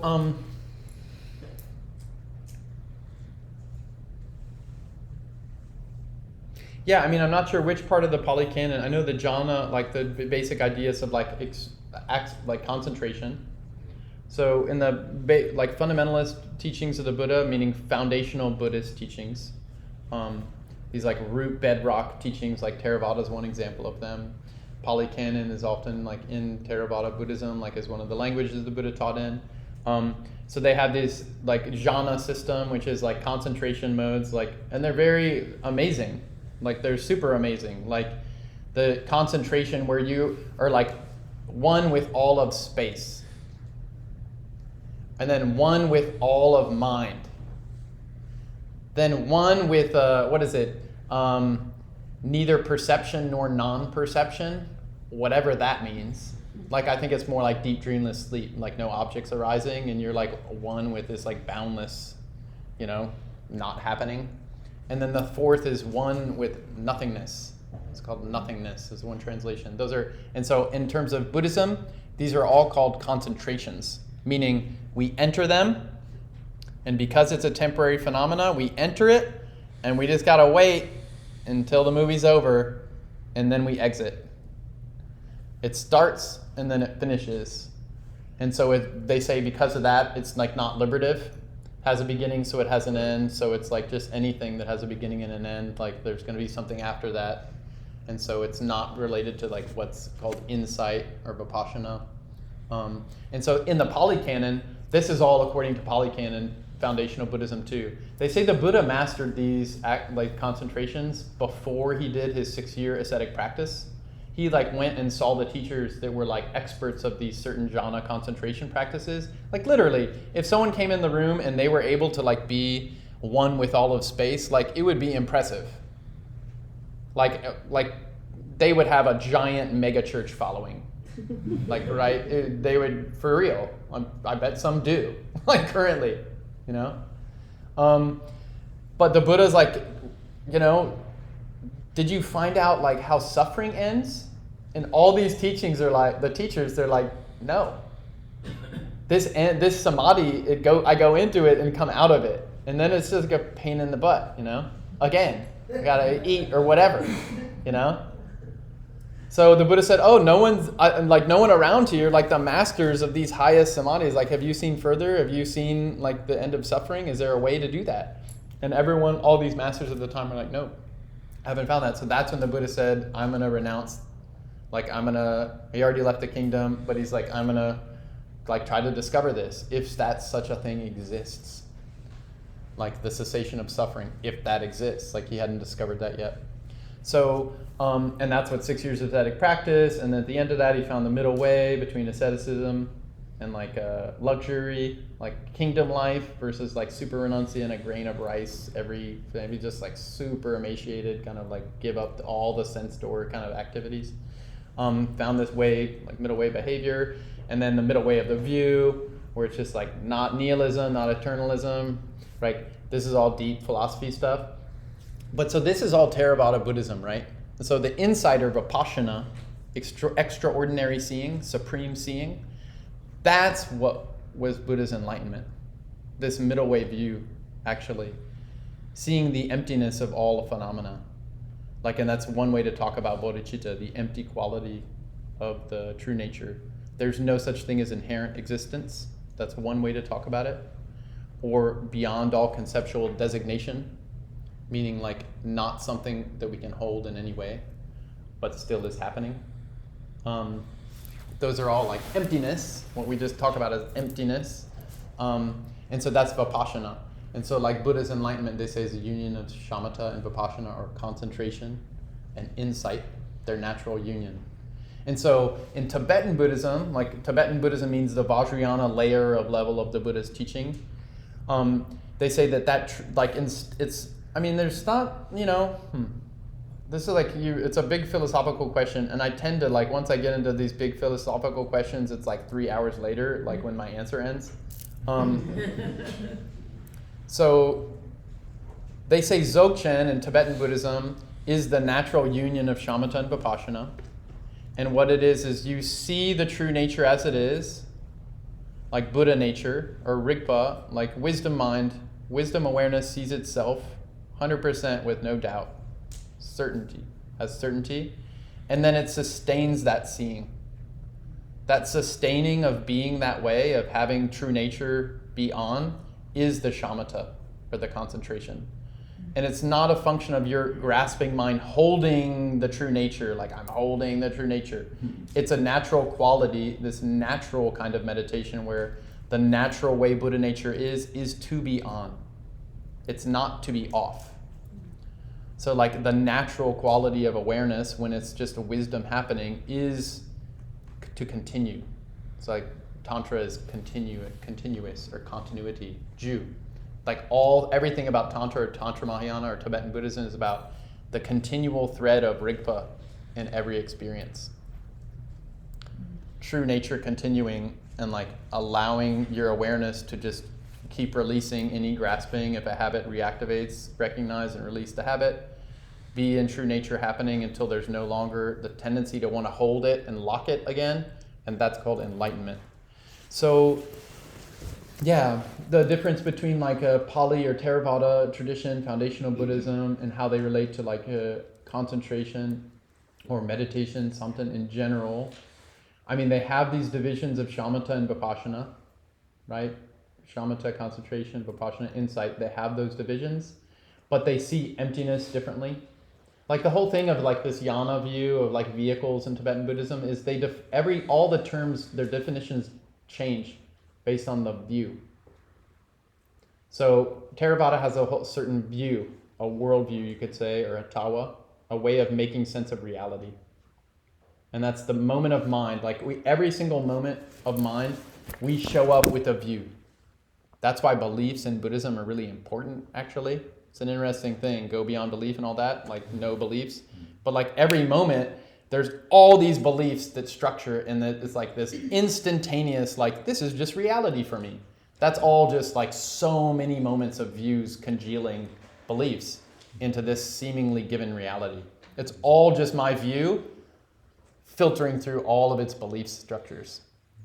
So that view is the key thing with these teachings, and the teachings Tibetan Buddhism really emphasizes that. Nyingma Tibetan Buddhism really emphasizes the view is the main thing. I talked about it today as bodhicitta an.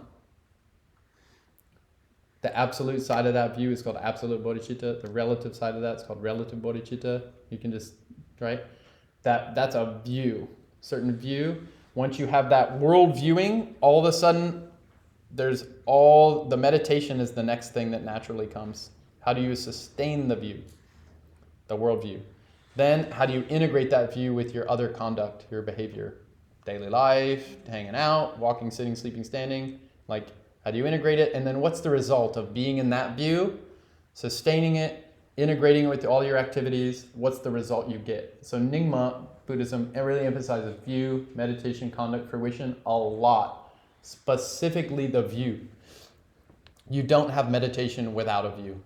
View always comes first because mind, like the Buddha taught in Theravada tradition, moment of mind happens first before we say or do anything else. Always mind happens first, which means view turns on.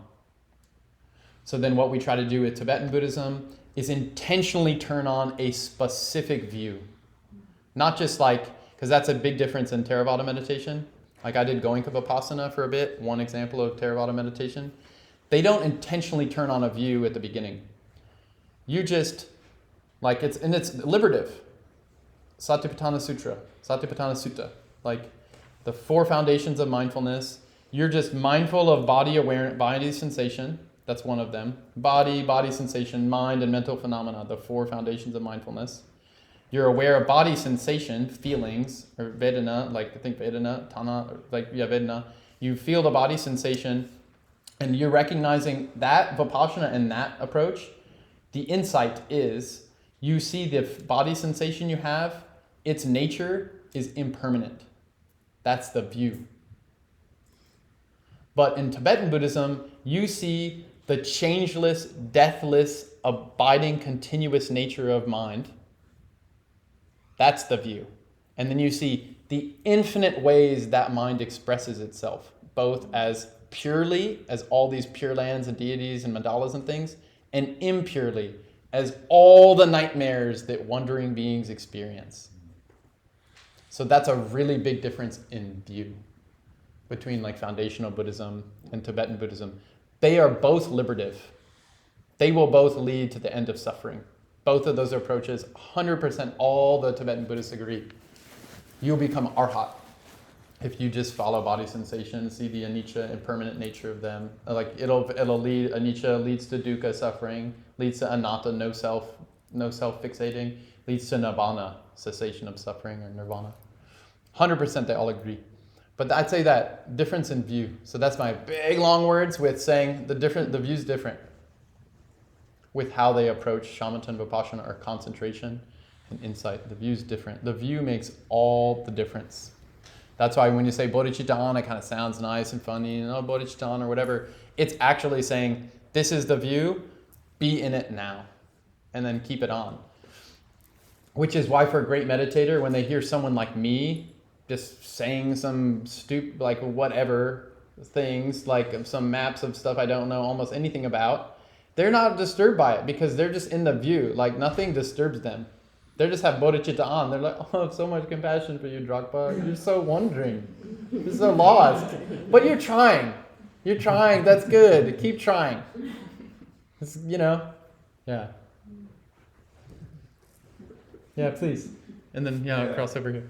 I'm not sure how to ask this question. Yeah. Use some words. Good. So I like the whole, I think it's like father light, white light, or is it mother light, white light, and then father red. Okay. And then coming together. Yeah.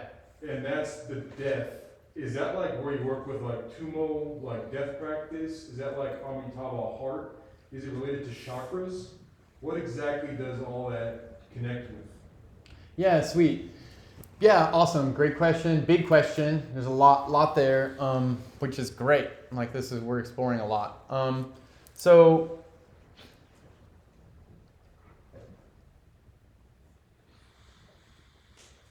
So in terms of the Amitabha part, we'll get into this like in another session, like transferring your consciousness, like when your awareness, when you die, you're dying, your body dies, and then these subtle energies, the white from the father, the red from the mother, when they lose position, and all of a sudden they like kind of release, and all of a sudden your mind is laid bare.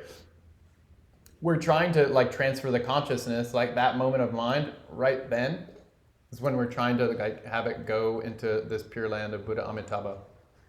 When there's no longer, it can't come back into a body, like it's totally released. Like either we are doing it or we're trying to have another master, like someone who's really accomplished in a technique like Poa.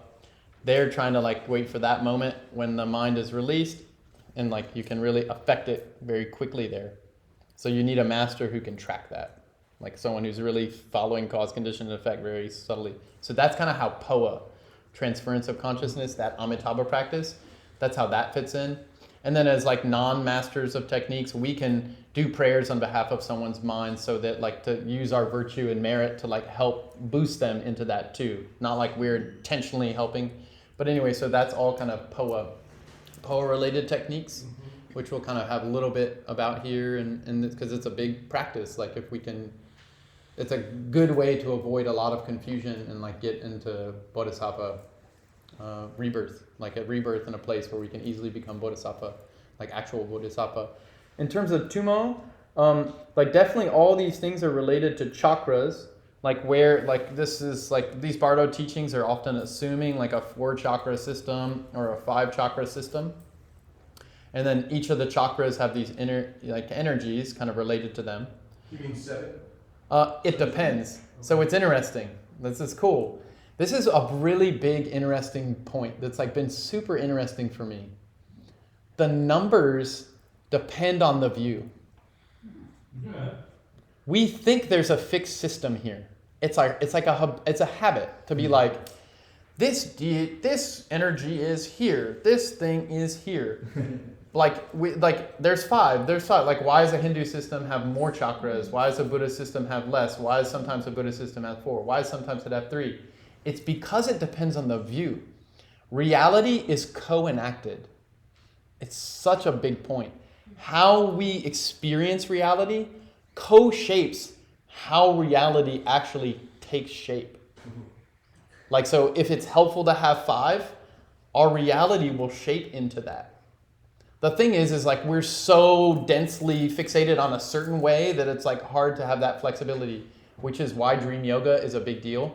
Because in dream yoga, we can intentionally shape things the way we want to for the benefit of beings. Like dream into 5 or 7. Yeah. Like in your dream, be like, I want to be a rabbit. I want to be like you can just shape things, and it's like only use it for bodhicitta, bodhisattva purposes. Like that's always the strong caveat for all these techniques in Tibetan Buddhism. But so then Tumo, it depends. Like so Tumo is a certain kind of practice. And the basic point is like you're trying to intentionally have your wind systems, these subtle energy systems, naturally kind of get into the kind of, they call it the central channel. There's all these meridian channel systems. And there's like principal ones and secondary ones. Like those practices are trying to have your energies moving away so they align, like it's kind of an alignment thing. They align in a certain way with your kind of energy system. And that's just called all these karmic winds that are usually just randomly circulating according to our karmic habits. We're intentionally trying to have them align according to our wisdom wind, how our Buddha nature is when it's not all knotted up. Like Kundalini? Like Kundalini related, but I don't know the Kundalini system well, so I kind of can't really say how it's related. That's the 7 chakra system, right? It would be like separate. I'm not sure. It's a different view, and so it's a different method, and so it's a different result. But I'm not sure how they correlate, so I can't really say much about it. But the basic point is you're using your subtle energy to have bodhicitta naturally turn on, as opposed to you're using your gross embodiment, and like your gross embodiment's like Lama Kirby went over today, like the 7-point posture of Buddha Vairocana. You know, sit like kind of with like your back aligned, shoulders back, chest out, like elongated neck, chin slightly tilted, mouth. That's all trying to orient or align an outer embodiment so that it's easy for wisdom to turn on. Wind. And then the wind is this subtle things we're trying to orient, so it's easy for wisdom to turn on. It's also, as an interesting point for Vajrayana people that kind of do these regular lunar practices.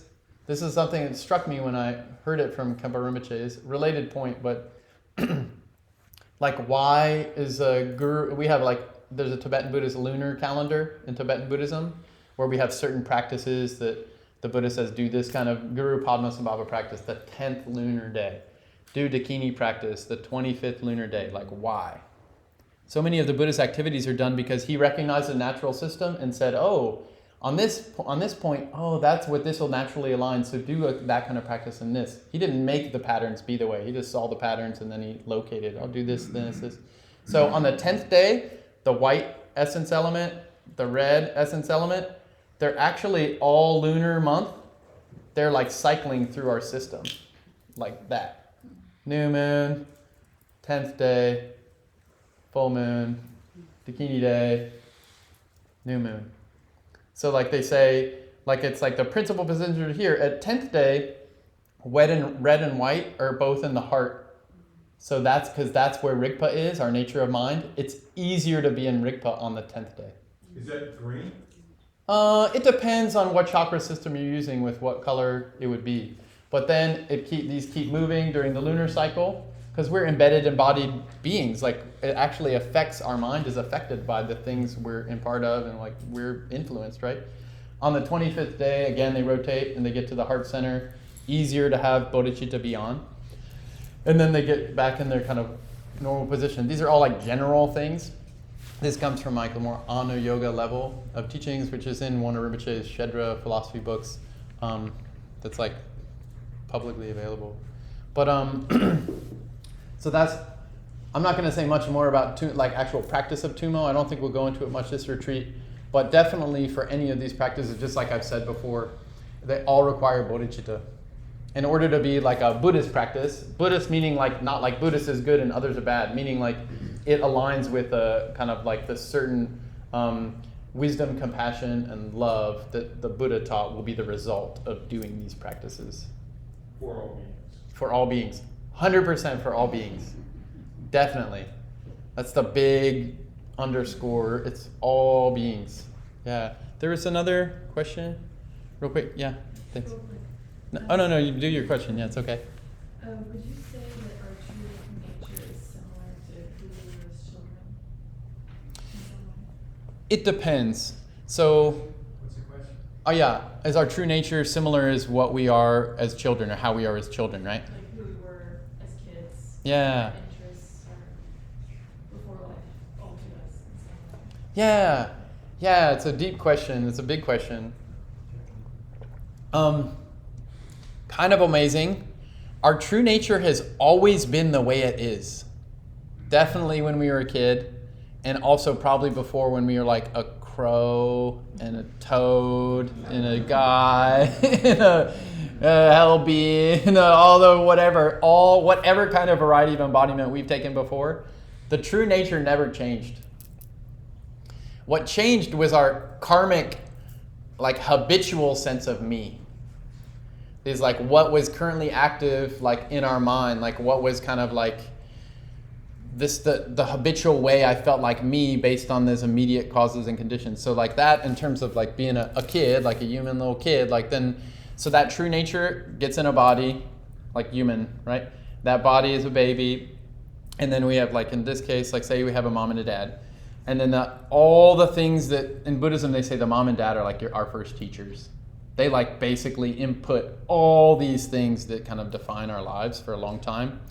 Because like, are they there? Are they not? Did they touch us? What do they say? What do they feed us? All these things. What sounds are around us? Like basically, so it's an interesting thing. The Buddha nature is infinite creativity. Our true nature is infinite creativity. It's completely flexible. Sometimes it's called the alaya consciousness or whatever. It's just a true nature that's vast and infinite creativity. What happens is when we get a certain embodiment, that embodiment only selects for very specific parts of our Buddha nature to show up as being normal. If we get in a worm body, the worm body is going to be like this, all the ways we can be. The worm body is going to be like, this is what you need to do, little worm. And our parents are going to be like, be a good worm, do this. And like, this is what you eat. And all these things, it selects this from this infinite spectrum of Buddha nature, what we can be. And like our immediate conditions, like really strongly emphasize a certain part of it.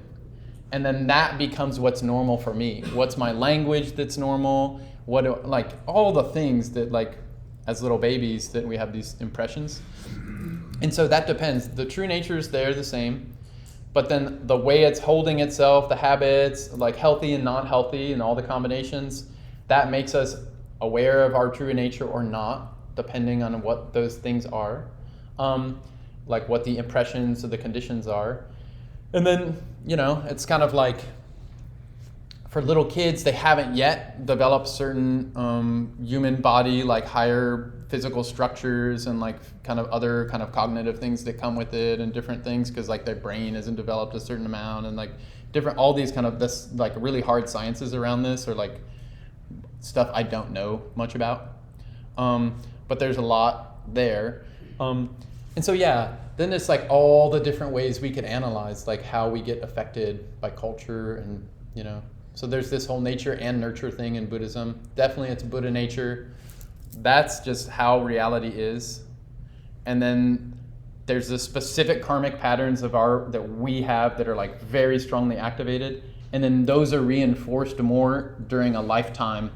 What's good, what's bad, what's right, what's wrong, what's true, what's not true. And that shifts depending on the influences we have, like as we grow and change. What do you think? I don't know. Yeah. Partly, I think. Cool. Partly our true self, I think, is who we were as kids. Yeah. Because once we come online, not the first 4 years. Yeah. Yeah. What do you mean by once we come online? Like, because you were talking about how we don't remember the first Yeah. 5 years. Gotcha. Yeah, cool. Yeah. Yeah.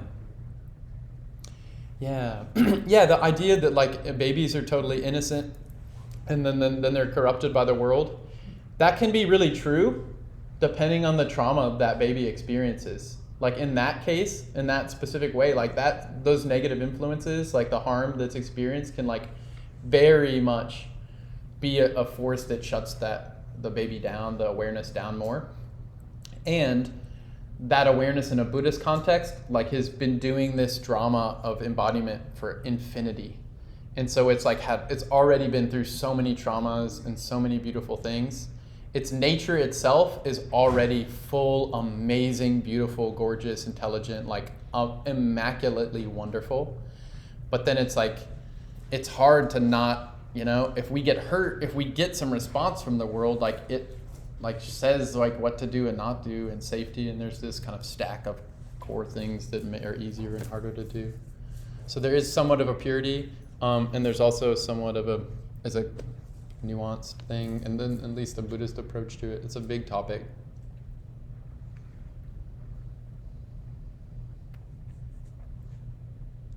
Yay.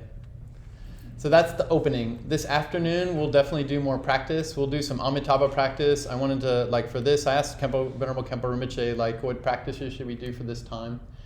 He mentioned do some Amitabha practice. So we'll do that, at least have a sense of what that could be and how that would fit into these Bardo teachings.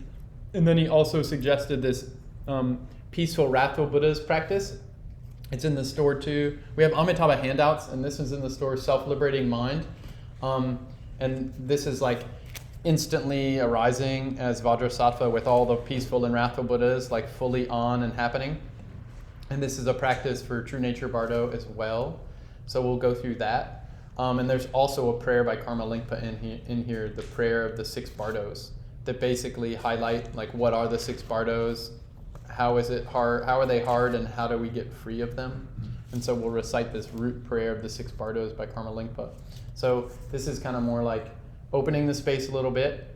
So now we have some handholds and footholds in terms of being in this and deepening. And then we'll have some practice sessions around actual practices and techniques, and then can explore further. So we'll maybe now just pause for a 1-minute silent sit, and then we'll reactivate our bodhicitta.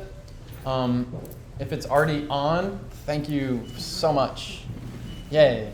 And if it's not, turn it on, flash it on, and then we'll dedicate the merit with a short dedication, and that's going to be page, I think, 158 in this prayer book, Treasury of Precious Prayers, 158. So first, a moment meditation, then we'll dedicate the merit.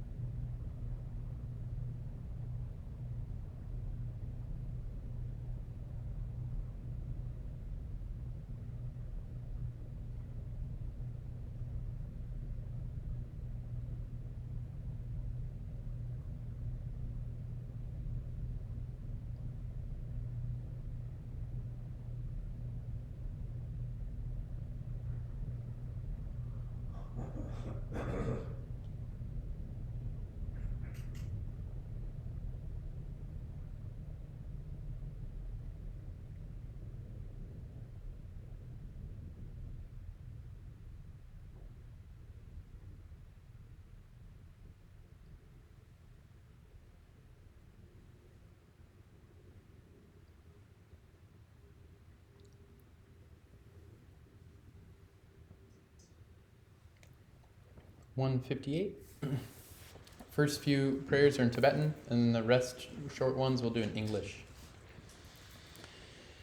Namo Guru Ho Jin San Je Ni No Re Pa Zin Du Jam San Je Pema Je Pa Shok La Yen Du Je Gon Du Nu Jo Te Ko Lo Sum Je Nam Ta Tem Pa So Ga Re Ra We Ko We Zin Kam Su Bin Dan De Wa Ma Lu Ju We Ne Chen Re Zi Wan Ten Sin Jat So Yi Jia Be Ka Je Ba Du Ten Jo Xing Kon Cho Sa Sum De She Kun Du Pa Wan Ra Krik Zin Pe Me Jin La Chi Ten Zin Yeshe Do Che Ku Ze Ten Ten Ro Do Jin Da Ru Zin Pa Shok Om Swasti Vidza Yantu Sho Sum Sa Sum Che Du Pema Jun Nine So Dem Du Je Du Jin Ji Genshin Baden Che Rab Tu Pe Ku Ku Se Da Shin Ze San Da Shin Shok Om Swasti Se Wang Ring Zin Pe Me Jin Lab Chi Du Ni Du Pe La San Nur Den Lam She Dun Ko Lo Sun Ji Pa Jo Te San Chen Nan Tam Jo Te Nam Jang Shong. By this merit, may all obtain omniscience. May it defeat the enemy wrongdoing. From the stormy waves of birth, old age, sickness, and death, from the ocean of samsara, may I free all beings.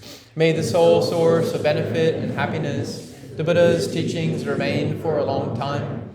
And may the victory banner of the lives of the noble ones, the holders of the teachings, remain firm. May all the temples and monasteries, all the readings and recitations of Dharma flourish. May the Sangha always be in harmony. And may our aspirations be achieved. Now 166. The precious bodhicitta, and those without it, may it be generated. And those who have it, may it never diminish, but always continue increasing. Throughout the succession of lives into which I shall be born, may I obtain the 7 qualities of the upper realms of existence. May I meet the Dharma immediately after taking birth, and have the freedom to practice accordingly. May I please the holy Lamas and practice Dharma day and night. By understanding the Dharma and practicing its inmost essence, in that life may I cross the ocean of samsara. In samsara may I expound the excellent holy doctrine, become bored and tired of accomplishing the benefit of others. By my own tremendous impartial service to others, may everyone attain Buddhahood together. Now 170 at the very bottom. May the great tradition of Kempo Shankarakshita, Lopan Padmasambhava, and Dharma King Tritsen Detsen increase and spread throughout the 3-realm world. May the appearance of the 3 jewels and the mind streams of beings remain inseparable and bring sublime well-being throughout the 3 times. Deity, mantra, and dharmakaya are the nature of appearance, sound, and awareness, the pervasive kaya and wisdom display of the Buddhas. May practitioners of the profound and secret great perfection remain inseparable from the innermost one-taste awareness of wisdom mind.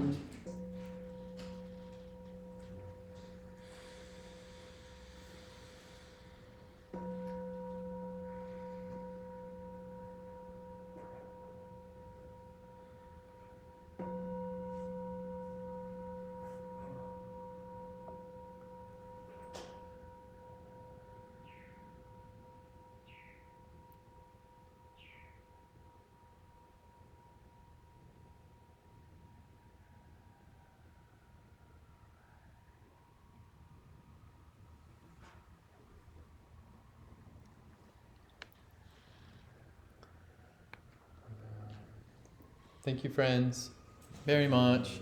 Thank you so much. If this happens to be the only session you're at and you're leaving, I hope that's not true, but if it happens to be, if you ever in a kind of situation and you don't know what's up, it's like a weird, like, what's happening here? Om Mani Padme Hum.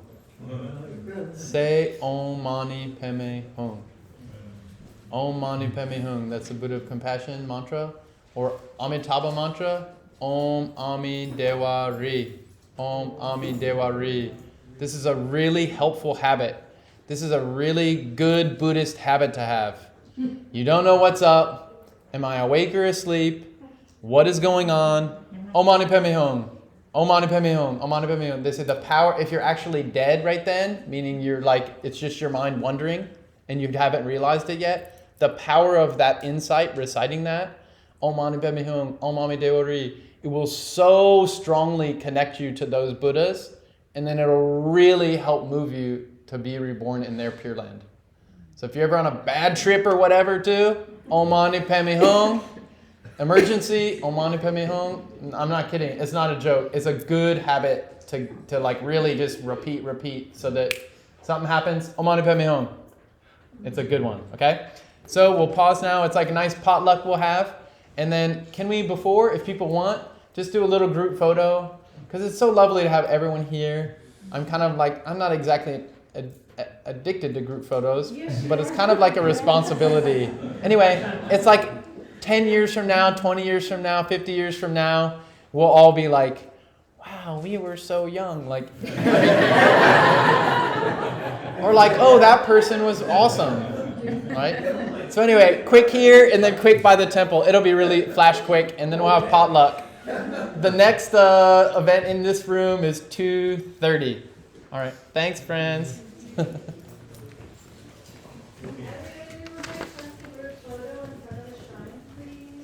thanks, Melina. Come on, baby, huh? Come on, baby, come on, baby, huh? Come on, baby, come on, baby, come on, baby.